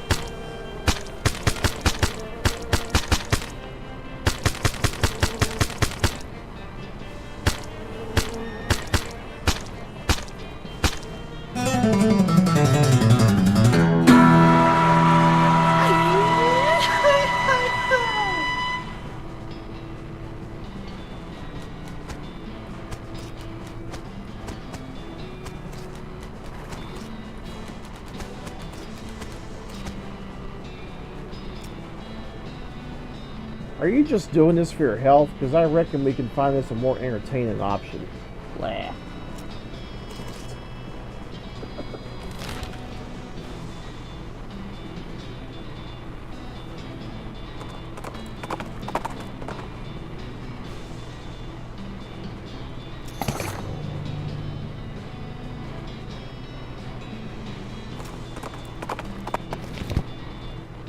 The Lost Dutch Oven Mine.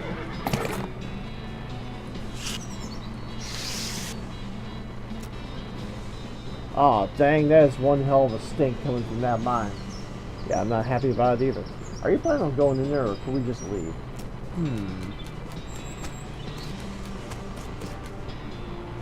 Indeed.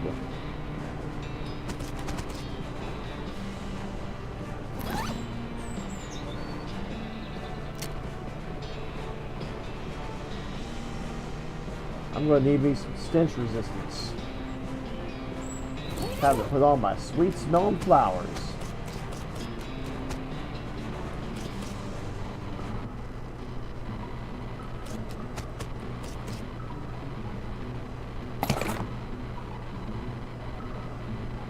Ooh.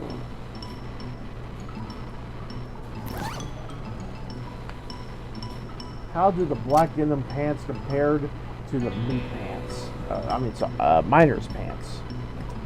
The miner's pants are definitely better.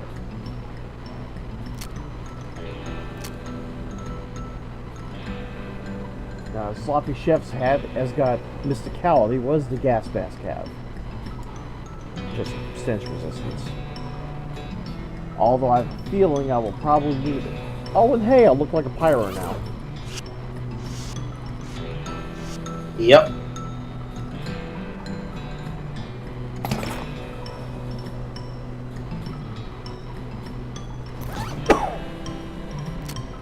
You can't wear these if you're over 18 feet tall, because they'd be way too small for you.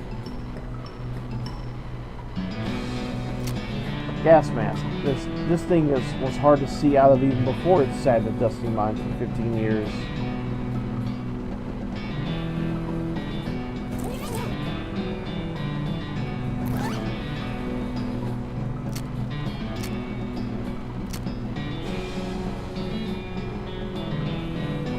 Sarsaparilla. You were never sure how to spell this, and you still aren't.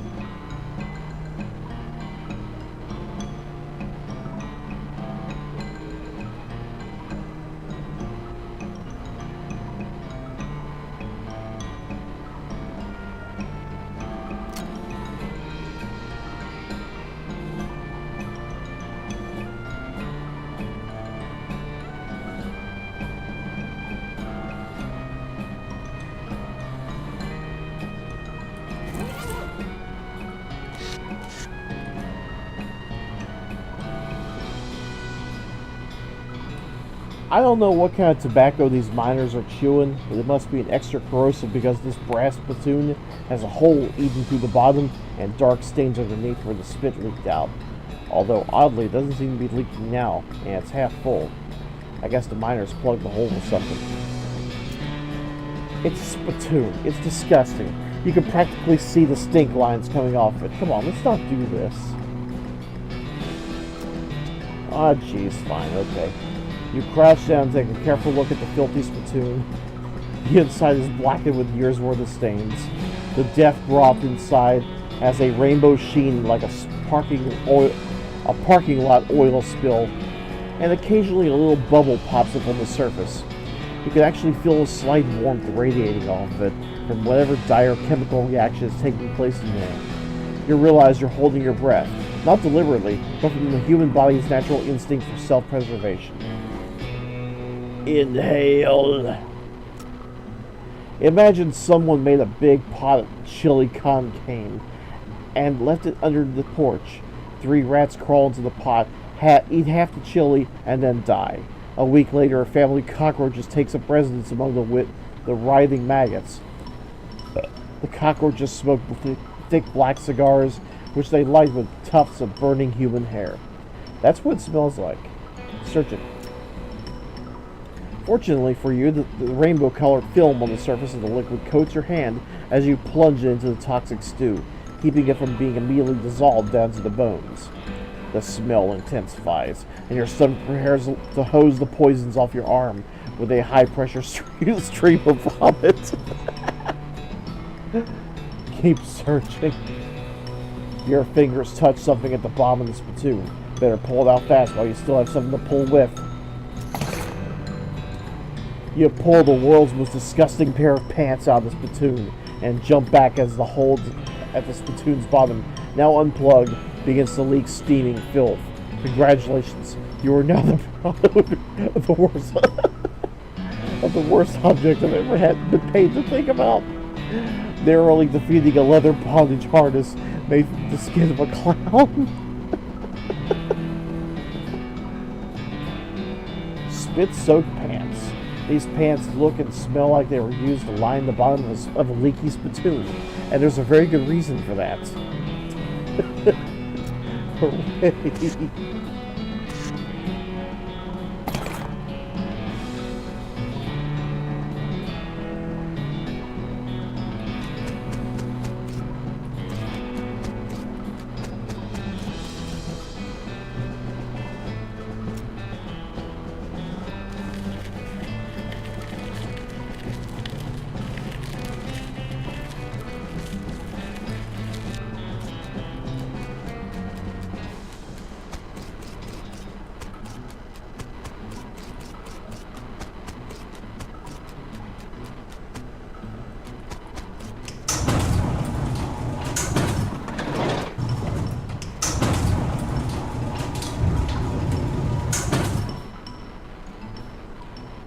You emerge from the elevator into a deeper shaft. By the light of your lantern, you see exposed meat veins on nearly every surface.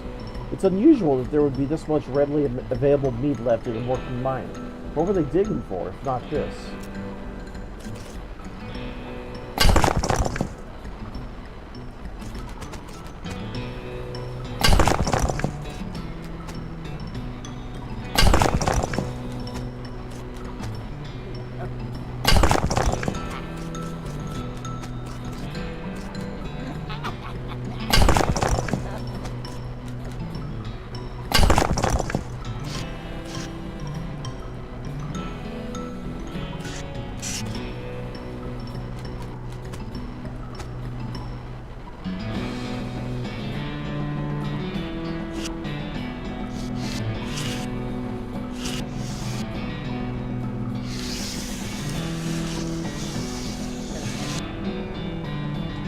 This guy is totally out of it.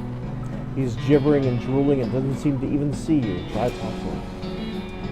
Hey, buddy, you okay? Bibble Gorto Glub. Uh-huh. You wave your hand in front of his face, but he doesn't react at all.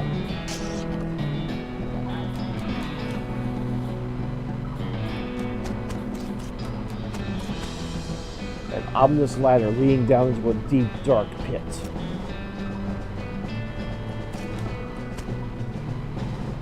This gem is pretty, but it smells terrible. Effluvious emerald. If this gem is half as valuable as it is pungent, you're in the money. And you should probably wash your hands before you spend it. This guy seems to have gnawed off his own hands before he died. You start to feel very uneasy. The finger bones are all splintered. The hair on the back of your neck stands up. This guy worked his fingers to the bone, digging, and then worked his bones to the marrow. Your heart is pounding. These scratches are just painted on. In blood. You have to get out of this pit right now. The gouge marks are dark with blood. You have to get out of this pit right now. As you get near the rocks, the voices in your head begin screaming too loudly to ignore. You have to get out of this pit right now.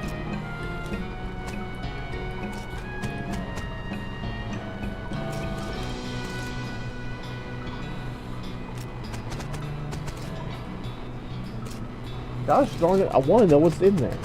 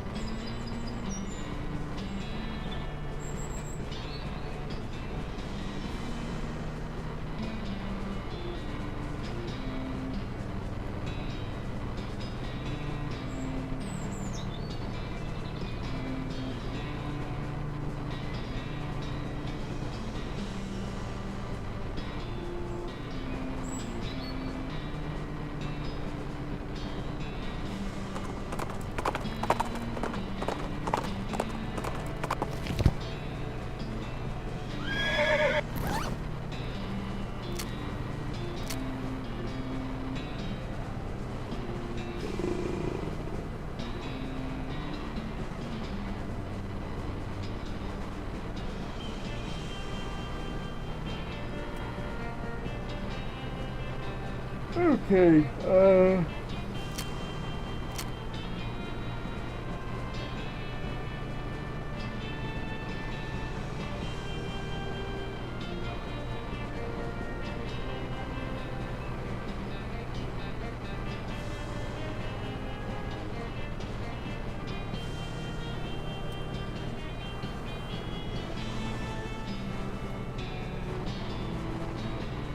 I'll go ahead and put the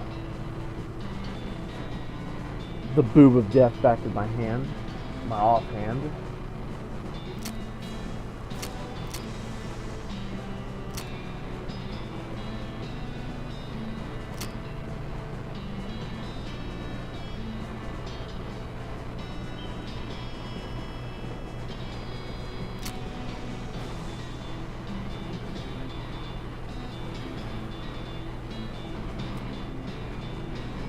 Okay, I'm going to change to the floral ring because I want foraging random encounters. I'm getting kind of sick of not being able to increase this foraging level. So I'm seeing so many things that I want to get, and I can't.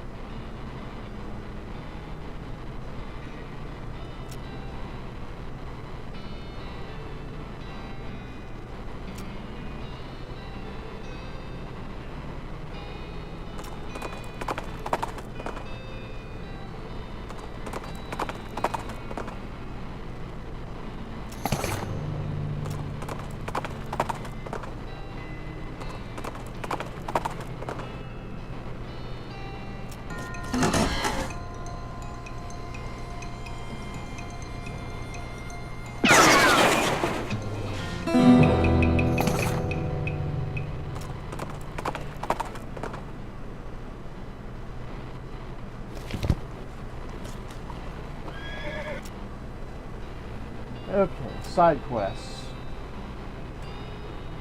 Susan says you should go give that military captain the guy at the Lazy A Dude Ranch who wanted it. And the professor. And that looks like it.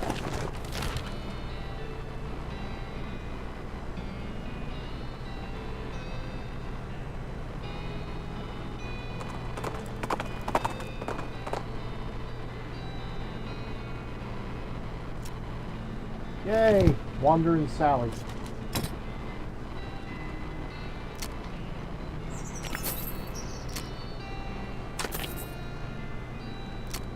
Bar of soap. Yeah, I'll go ahead and buy our carrots too.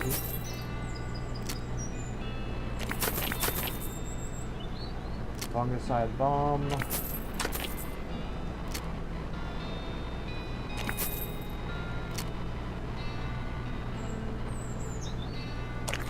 And just in case, I'll take the pickaxe too.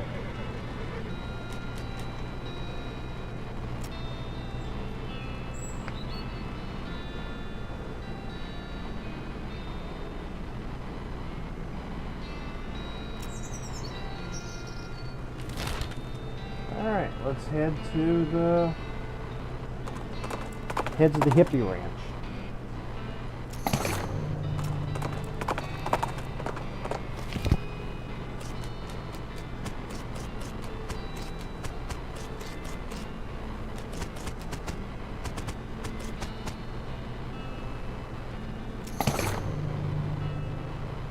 Nice, man.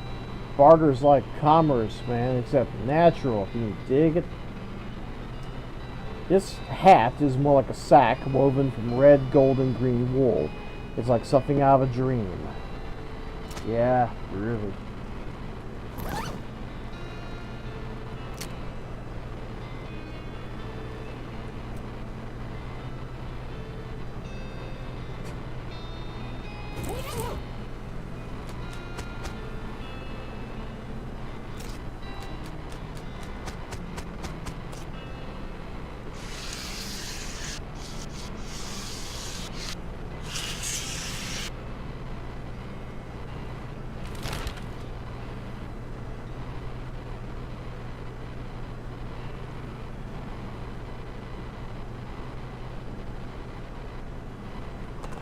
You know what? Let's go to the circus.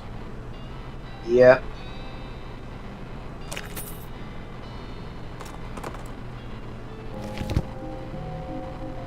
Looks like you found the circus those clowns were talking about. Ugh, it's a circus. That's like a clown hive.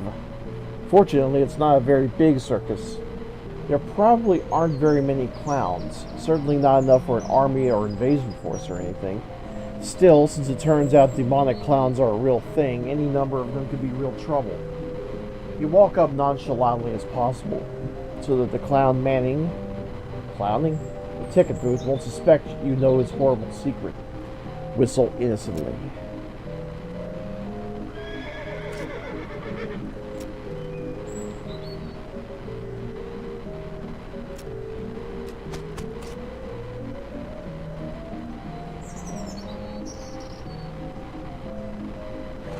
As you approach, the clown puts on that basically cheerful facial expression that retail employees use when the last thing they want to deal with is a customer, but they're not allowed to say so. Oh, I know that feeling. I work in retail. Welcome to Barnaby Bob's Perfectly Normal Traveling Circus Sideshow, sir. How can I help you? I'd like to see the circus, please. Well, you came to the right place, then. But if you want to get inside, you'll need a ticket. I just so happen to have one. The clown looks very surprised. What? How did you... well, great. Good for you, sir. I'll just take that and stamp your hand for re-entry. There you go. Enjoy the show. What about my partner? Partner's getting free. Thanks.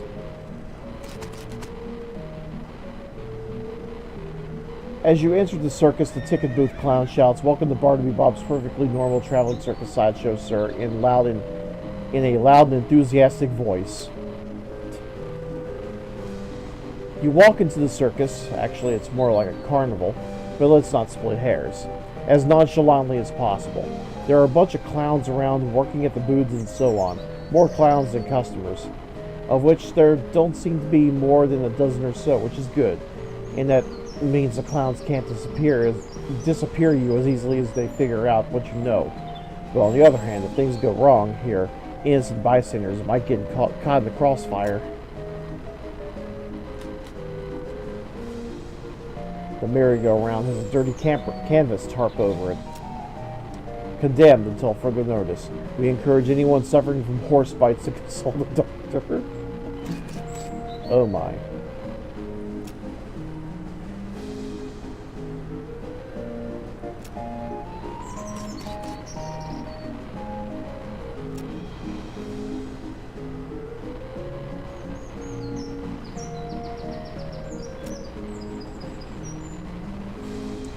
What all do you have in the sideshow? Secrets, mysteries, things too weird and disturbing to be witnessed by the light of day. Freaks, not just freaks. Gosh. For you, 300 meat. And for everyone else, 300 meat.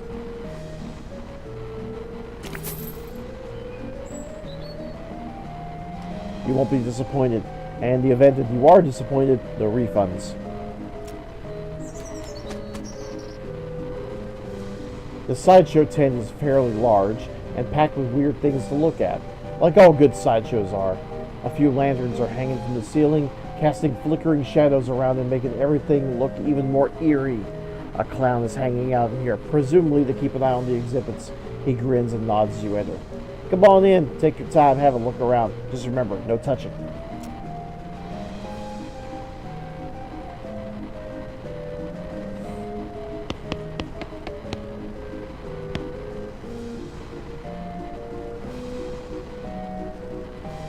Based on his attitude, uniquely combining attentiveness and extreme boredom, you assume this clown's job is to keep an eye on the sideshow exhibits.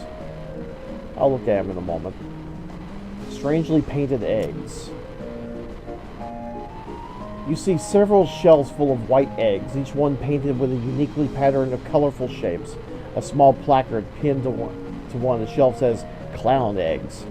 In the circus community, it is traditional for each clown to paint their chosen makeup pattern onto an eggshell. These clown eggs are archived for future reference to ensure that no one chooses a pattern that has already been used. It is considered extremely taboo to wear another clown's face. These must be the eggs for the clowns that work in the circus. You recognize a few of them, like the clown here in the sideshow tent and the ticket seller clown out front. Hey, step back, no touching. Sorry.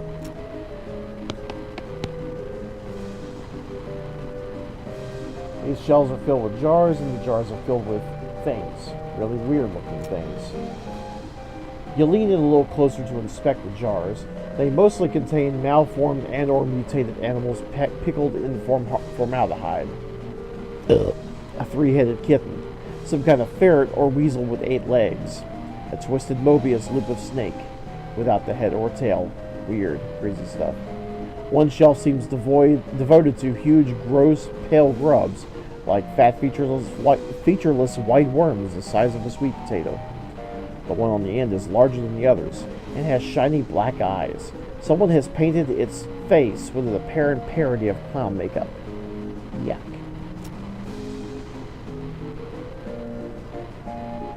The pasty white face has been painted with little blue triangles over and under the eyes. The creature has a long, thin slash of a mouth as well, and the area around it has been painted with bright red lipstick. The black eyes flash red as the thing suddenly thrashes in its jar, spinning to face you and stretching its mouth open, revealing rows of yellow shark teeth. You stumble back with a cry of shock. Haha, got you pretty good there, buddy. What is that? It ain't a real critter. It's made of rubber and clay with dull parts and such. Got an electromagnet under the shelf to move it with. He takes a little push-button gizmo out of his pocket to show you. Should have seen your face. You about jumped right out of your boots.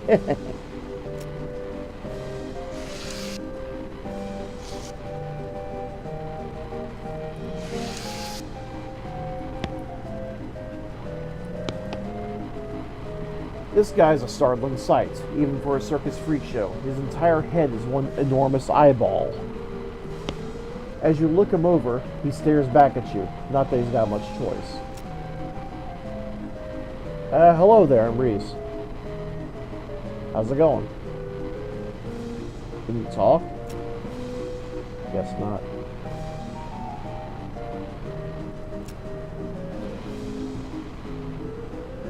You move a little closer to the side and lean over the rope to get a closer look at the guy.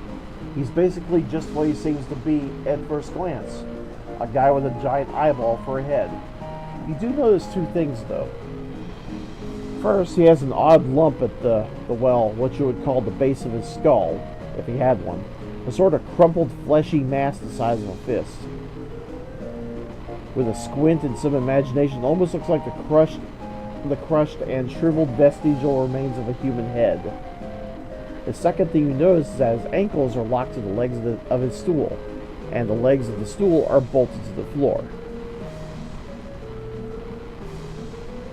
Do you blink? Or wink, I guess? Guess not. So, this circus gig. His hands slowly curl into fists, and the knuckles turn white with tension. I see. Understand, I mean.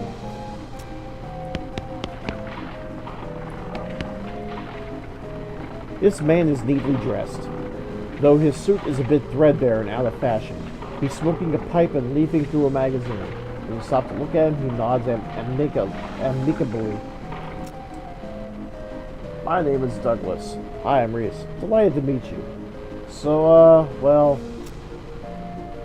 Are you perhaps trying to think of a polite way to ask what's wrong with me? Yeah, you got me. Don't worry, Reese. I am in a sideshow after all. It is an obvious, natural question. Wait a minute.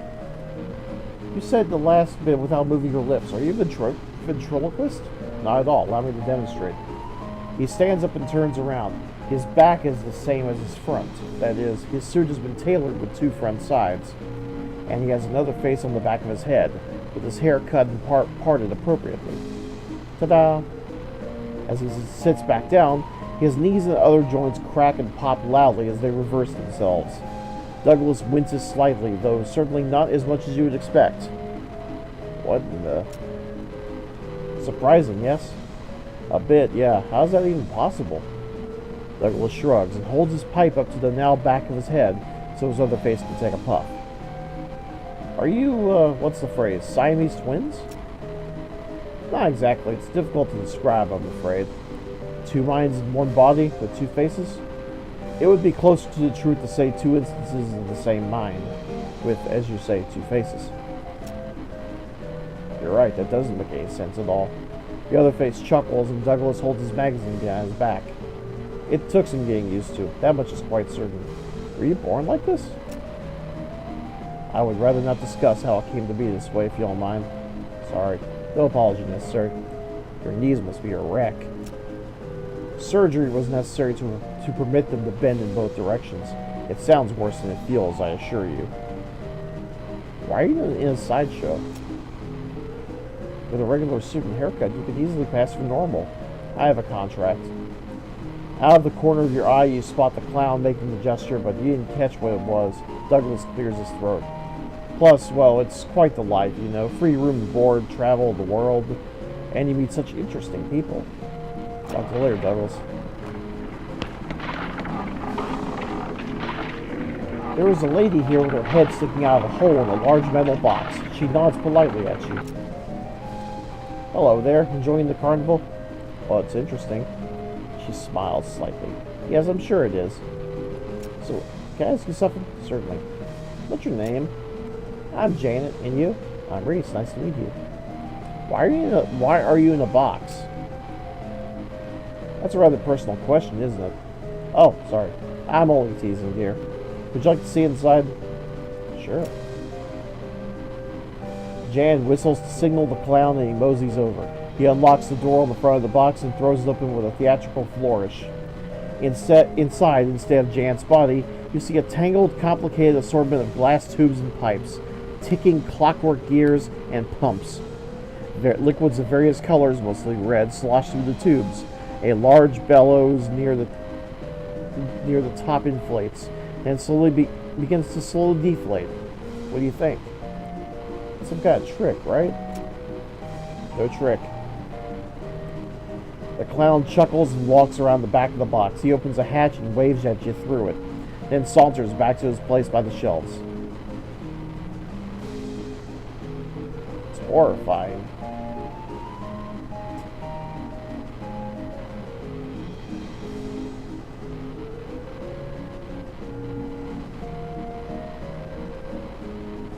Should I actually humor them and say it's amazing? Sure. Well, I'll take that as a compliment. It's certainly educational, I imagine. The larger tank on the left is my stomach, if you'd like to see what I had for lunch today.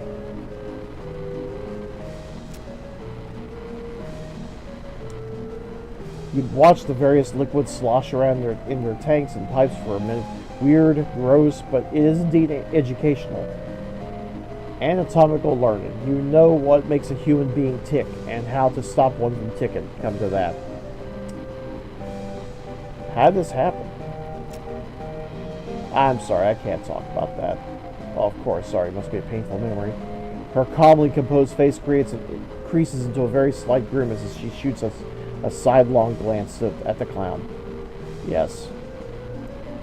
It was nice to meet you.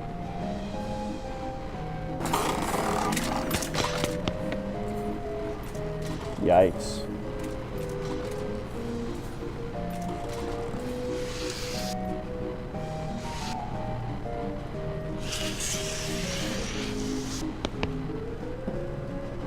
This looks to be one of those weird bed mirrors that make you look all crazy, as if there wasn't enough crazy looking stuff around here already. The mirror somehow shows what you'd look like in clown makeup. Bloodshot eyes stare back at you from a pasty white face painted with an odd pattern of red triangles. In the flickering lantern light, it almost looks like he winks at you.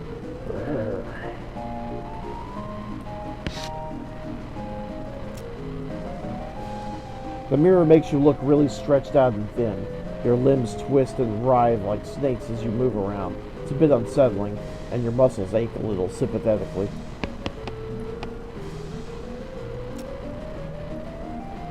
Your reflection in the mirror is short and squashed looking, folded up like an accordion. You spend a moment moving back and forth in front of the mirror, seeing as how the image changes. It's kind of amusing.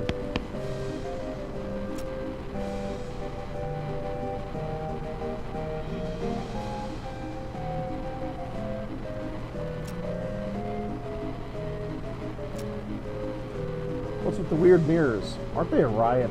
That's what they call an optical illusion, as I understand it. Has to do with the way the light reflects off of them. I am 100% sure that's why I saw can't be explained by the reflection of light. No telling what you might see if you look too long.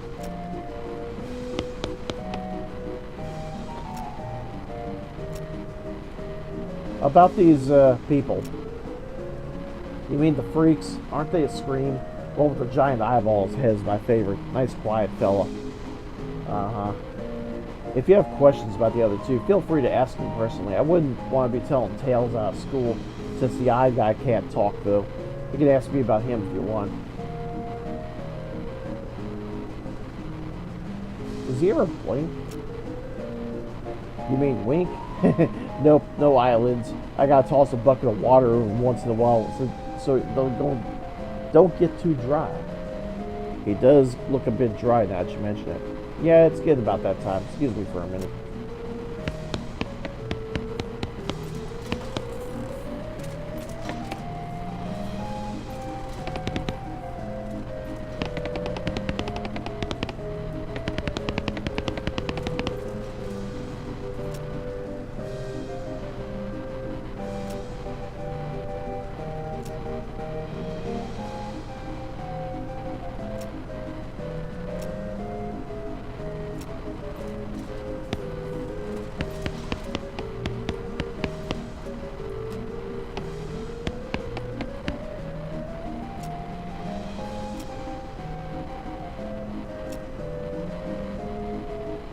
What can you tell me about him?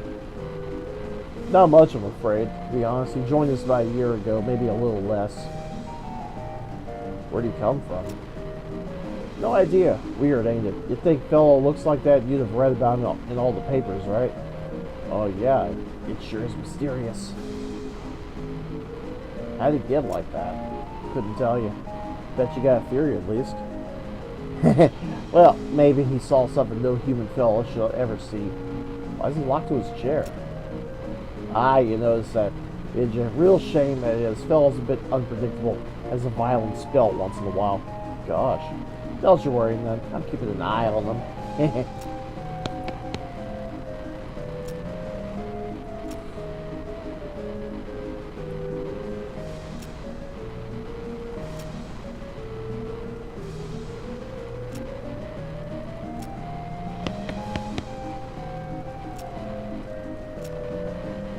What can you tell me about these eggs?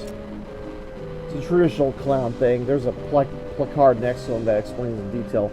Don't get too close, please. They're fragile.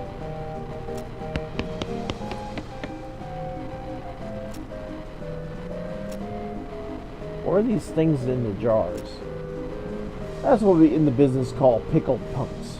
A menagerie of strange and twisted creatures, such as you've never seen before and the like, captured and preserved, and on display for your entertainment and edification. That's how the boss says it. Are they real? As real as they come.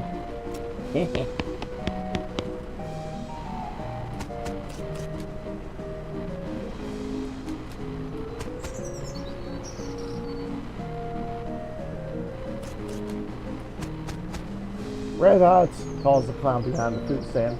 Red Hots, footlongs, 2 kinds of mustard. There's also a small sign that says lost and found.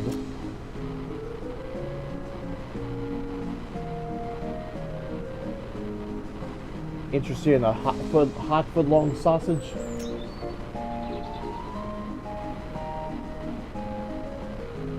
$250 meat with your choice of condiments. I got onions, pickle relish, 3 kinds of mustard, and 2 kinds of ketchup. What kinds of mustard? Brown, yellow, and blue. Blue mustard? Ah, looks like I'm all out of blue. Sorry. 2 kinds of ketchup? Yep, both got ketchup and cat soup.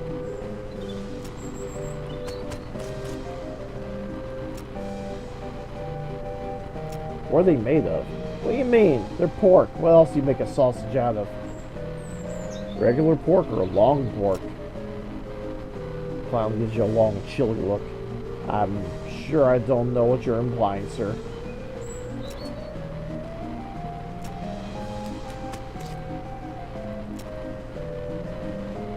Are they actually a foot long? I'm just going to stop you right there, seeing as how there's ladies and gentlemen present. You want one or not?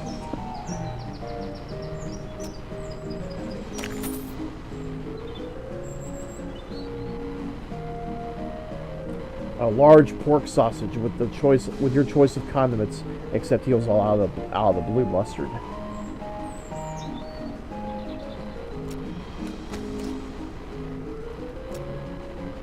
I'd like to see the lost and found.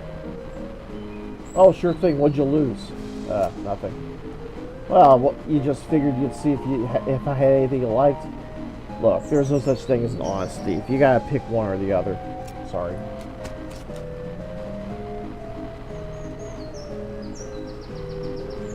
Cold drinks. Ice cold sarsaparilla in bottles. Got this newfangled crown pork bottle caps and all. What kinds do you have? I got root beer, ginger beer, and sarsaparilla. How about iced tea? Nope. How about energy drinks? Nope. How about snozzleberry? Nope. How about celery? Nope. Grape? How about key lime? Lemon lime? That's key lime again. What the hell?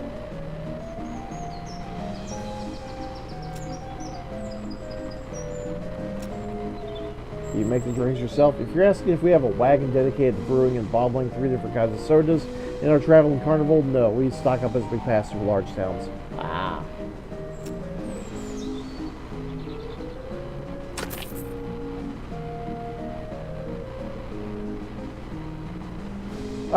When you were playing, which one did you choose?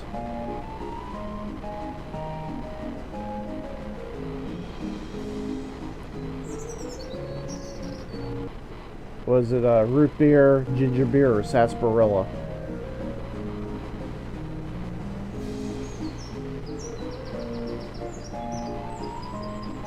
I don't think Kiri remembers. Remember what? When you were playing through the last time, what kind of soft drink did you get? Root beer, ginger beer, or sarsaparilla? I bought all 3. You had enough meat for that? I'll go ahead and get the sarsaparilla. Even though I already have one.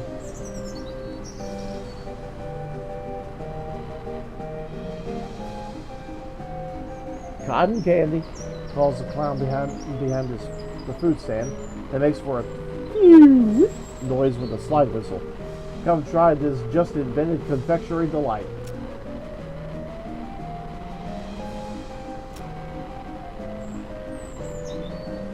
The finest in several senses of the word spun sugar, created through a revolutionary new process. It's so light and sweet and fluffy, it's like eating butterfly dreams and kitten wishes. So it isn't made of cotton. What? No. Cotton is indigestible, no matter how much chocolate you're covered with. Found that out the hard way, did you? How do you make it? He pats a metal box with a wide funnel coming out the top.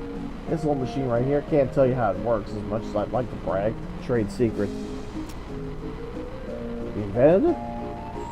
Not so much. A couple devs down south were the first ones. Devs, go figure.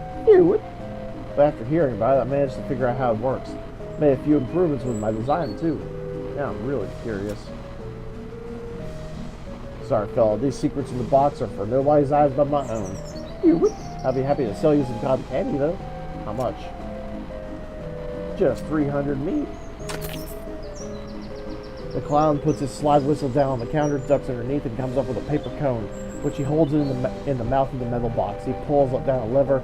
The machine makes a thin, squealing sound as glittering white spun sugar collects around the paper cone in a fluffy cloud. Here you go, enjoy.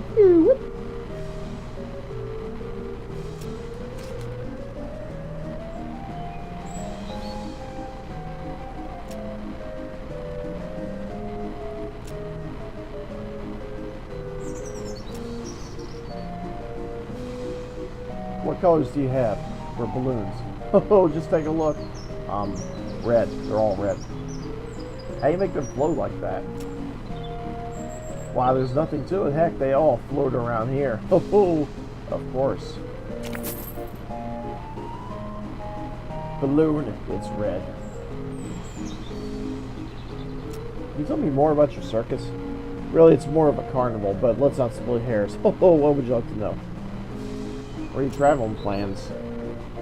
Kind of place you got set up is kind of out of the way. Where are your plans? Haven't decided yet. That's why we set down somewhere a bit more rural. Keeps things relatively quiet while we scout around. Get the lay of the land and all. Where'd you travel from? Was your previous stop interesting? Oh, northwestish. There's a little hole in the ground kind of place. You wouldn't have heard of it. Why is everyone working here a clown? Oh, it's traditional. When the, what do you call them, rodeo stopped being put on, the rodeo clowns took other jobs at the circuses and carnivals. Over the years, it just became a normal thing for carnies to be clowns. It's a community, you might say. Who's this Barnaby Bob guy? Oh, the boss is a real famous showman. Dumps. I'm not surprised you wouldn't have heard of him around here. Got an eye like a hawk, and he's a real whiz with those knives of his. Don't miss his show, it's a real highlight. Catch you later, like an alligator.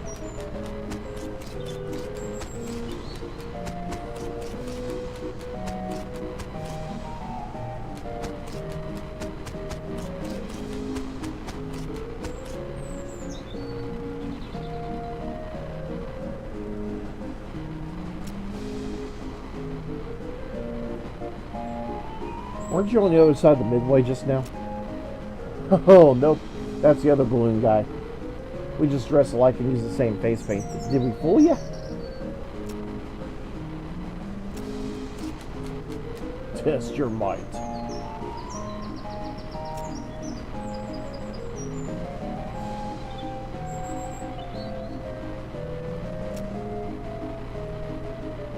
So what's this game? Simple as can be. Just take this big mallet here and hit the lever under that bell. Ring the bell and you win.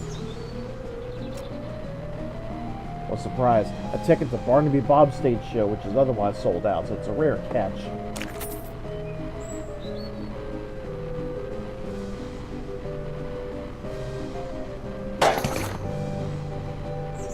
You pick up the mallet, take a deep breath, and smash the lever with a mighty swing. The little bell striker makes it nearly, but not quite to the bell. He hands you a small teddy bear. This little toy bear is about as big as your fist, and it feels like it's been stuffed with gravel. Congratulations?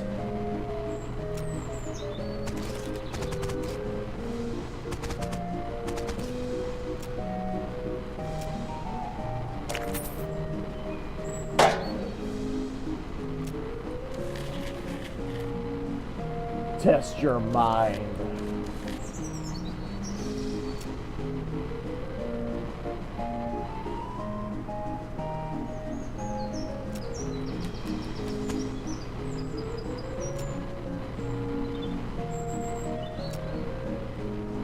The simplest guessing game imaginable. I've got a standard deck of playing cards here. I show you all the faces, and when I turn them back over and start picking cards, you guess what cards I pick and you win. You don't shuffle them? No, sir. If you can memorize a deck of cards that fast, more power to you. Or if you got a touch of magic and you want to try to read my mind, that's fine too. Just don't dig too deep.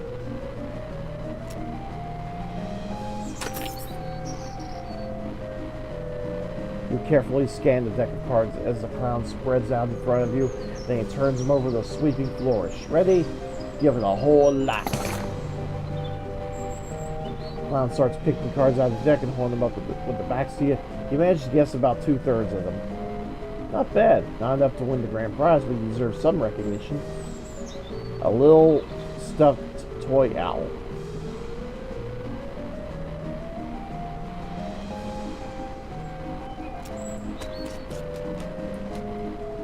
Test your aim. Yeah, shooting gallery.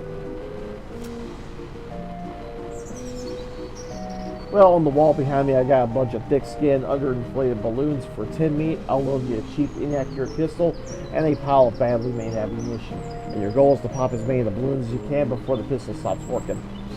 That's an unusually honest-sounding description. I've discovered making the challenge sound exactly as difficult as it is only makes people more determined to be the one who beats it.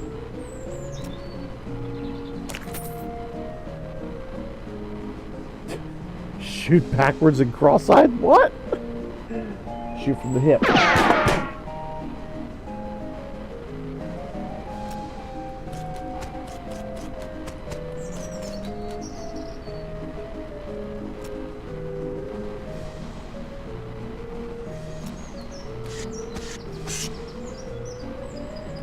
Okay. I can't do anything else until later, so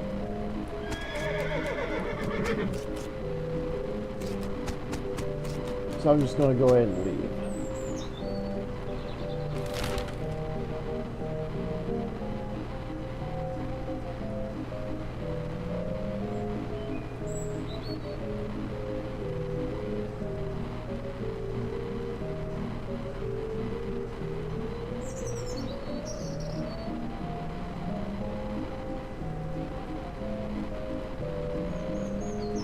The professor's house. I could go over there.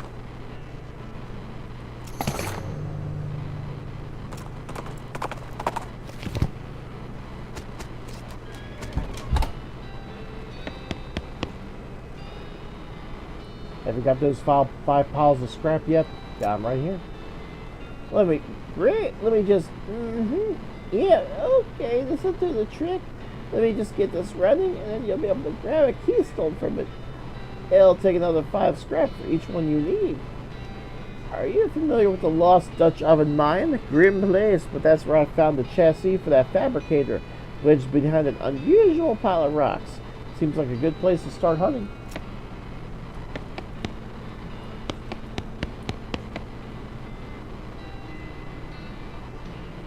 Do you know anything about ley lines?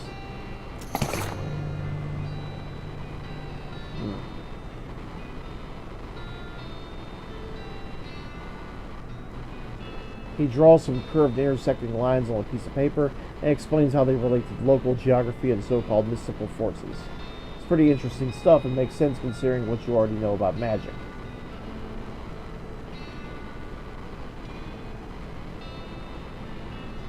Of ley geography. It's simple enough to be understood by a layman.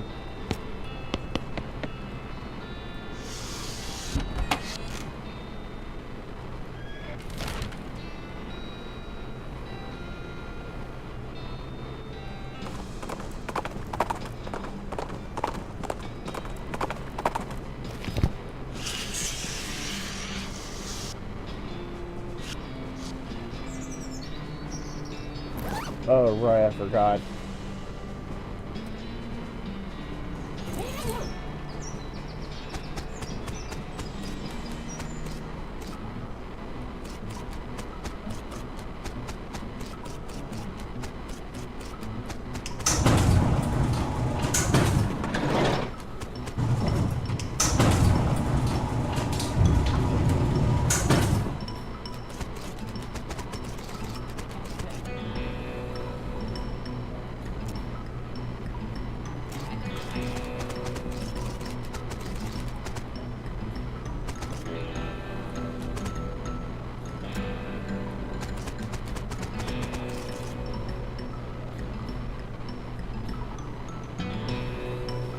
This pile was pretty obviously made on purpose. Closer inspection reveals that the stones are mortared together. What could be hidden in here? Let's see. Magic the rocks away. Mind over matter, magic over rocks.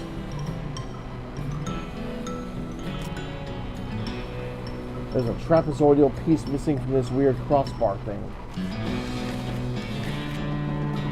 Huh.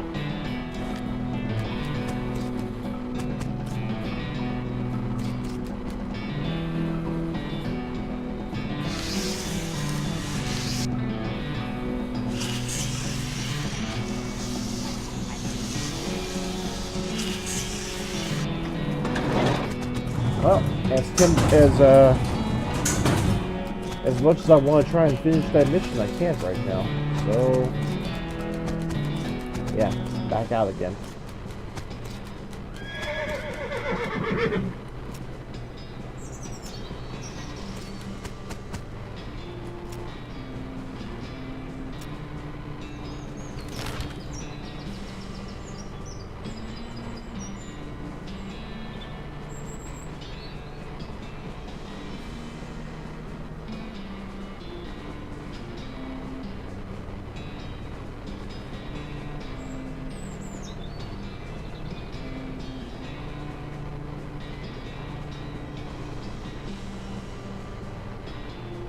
Okay, back to the professor's house. You hear a dry cough behind you and see a skeleton dressed in a moldering old tuxedo and silk top hat shuffling toward you, gesturing angrily with his walking stick. The funeral lily pinned to his lapel is gilded, as are all of his teeth. Guess he was trying to take it with him. Lend a sympathetic ear. The skeleton hisses and chatters with his teeth at you, gesturing vaguely with his cane. Since you don't speak skeleton, nobody can because they can't speak, you have to figure out his complaint from context and body language. It seems to be something about along the lines of, I'm rich and dead, how come all these poor people get to be alive? Where's the justice in that? You nod and make sympathetic noises in the right places, and eventually he just runs out of steam. He throws his lily on the ground with a bah-like cough and shuffles away. You know, they say this is not the thing you should do, but it looks pretty great. It's a lapel. Very nice.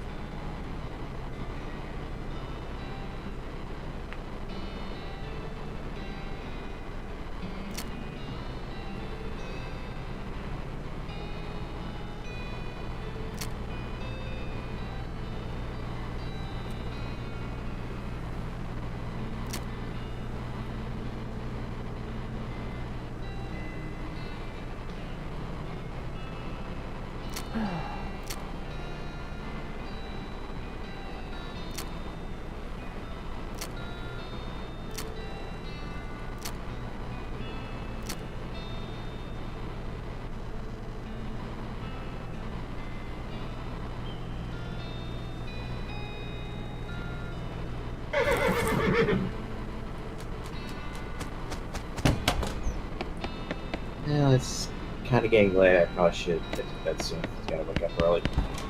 Same here. Folks, I'm going to go ahead and call it a night. I'll probably grind a little bit before I head to bed, but story-wise, I'm kind of done. Tomorrow I'll be back, so we're going to finish this. That much I can assure you folks. Yep. But for now, you kids have a good night.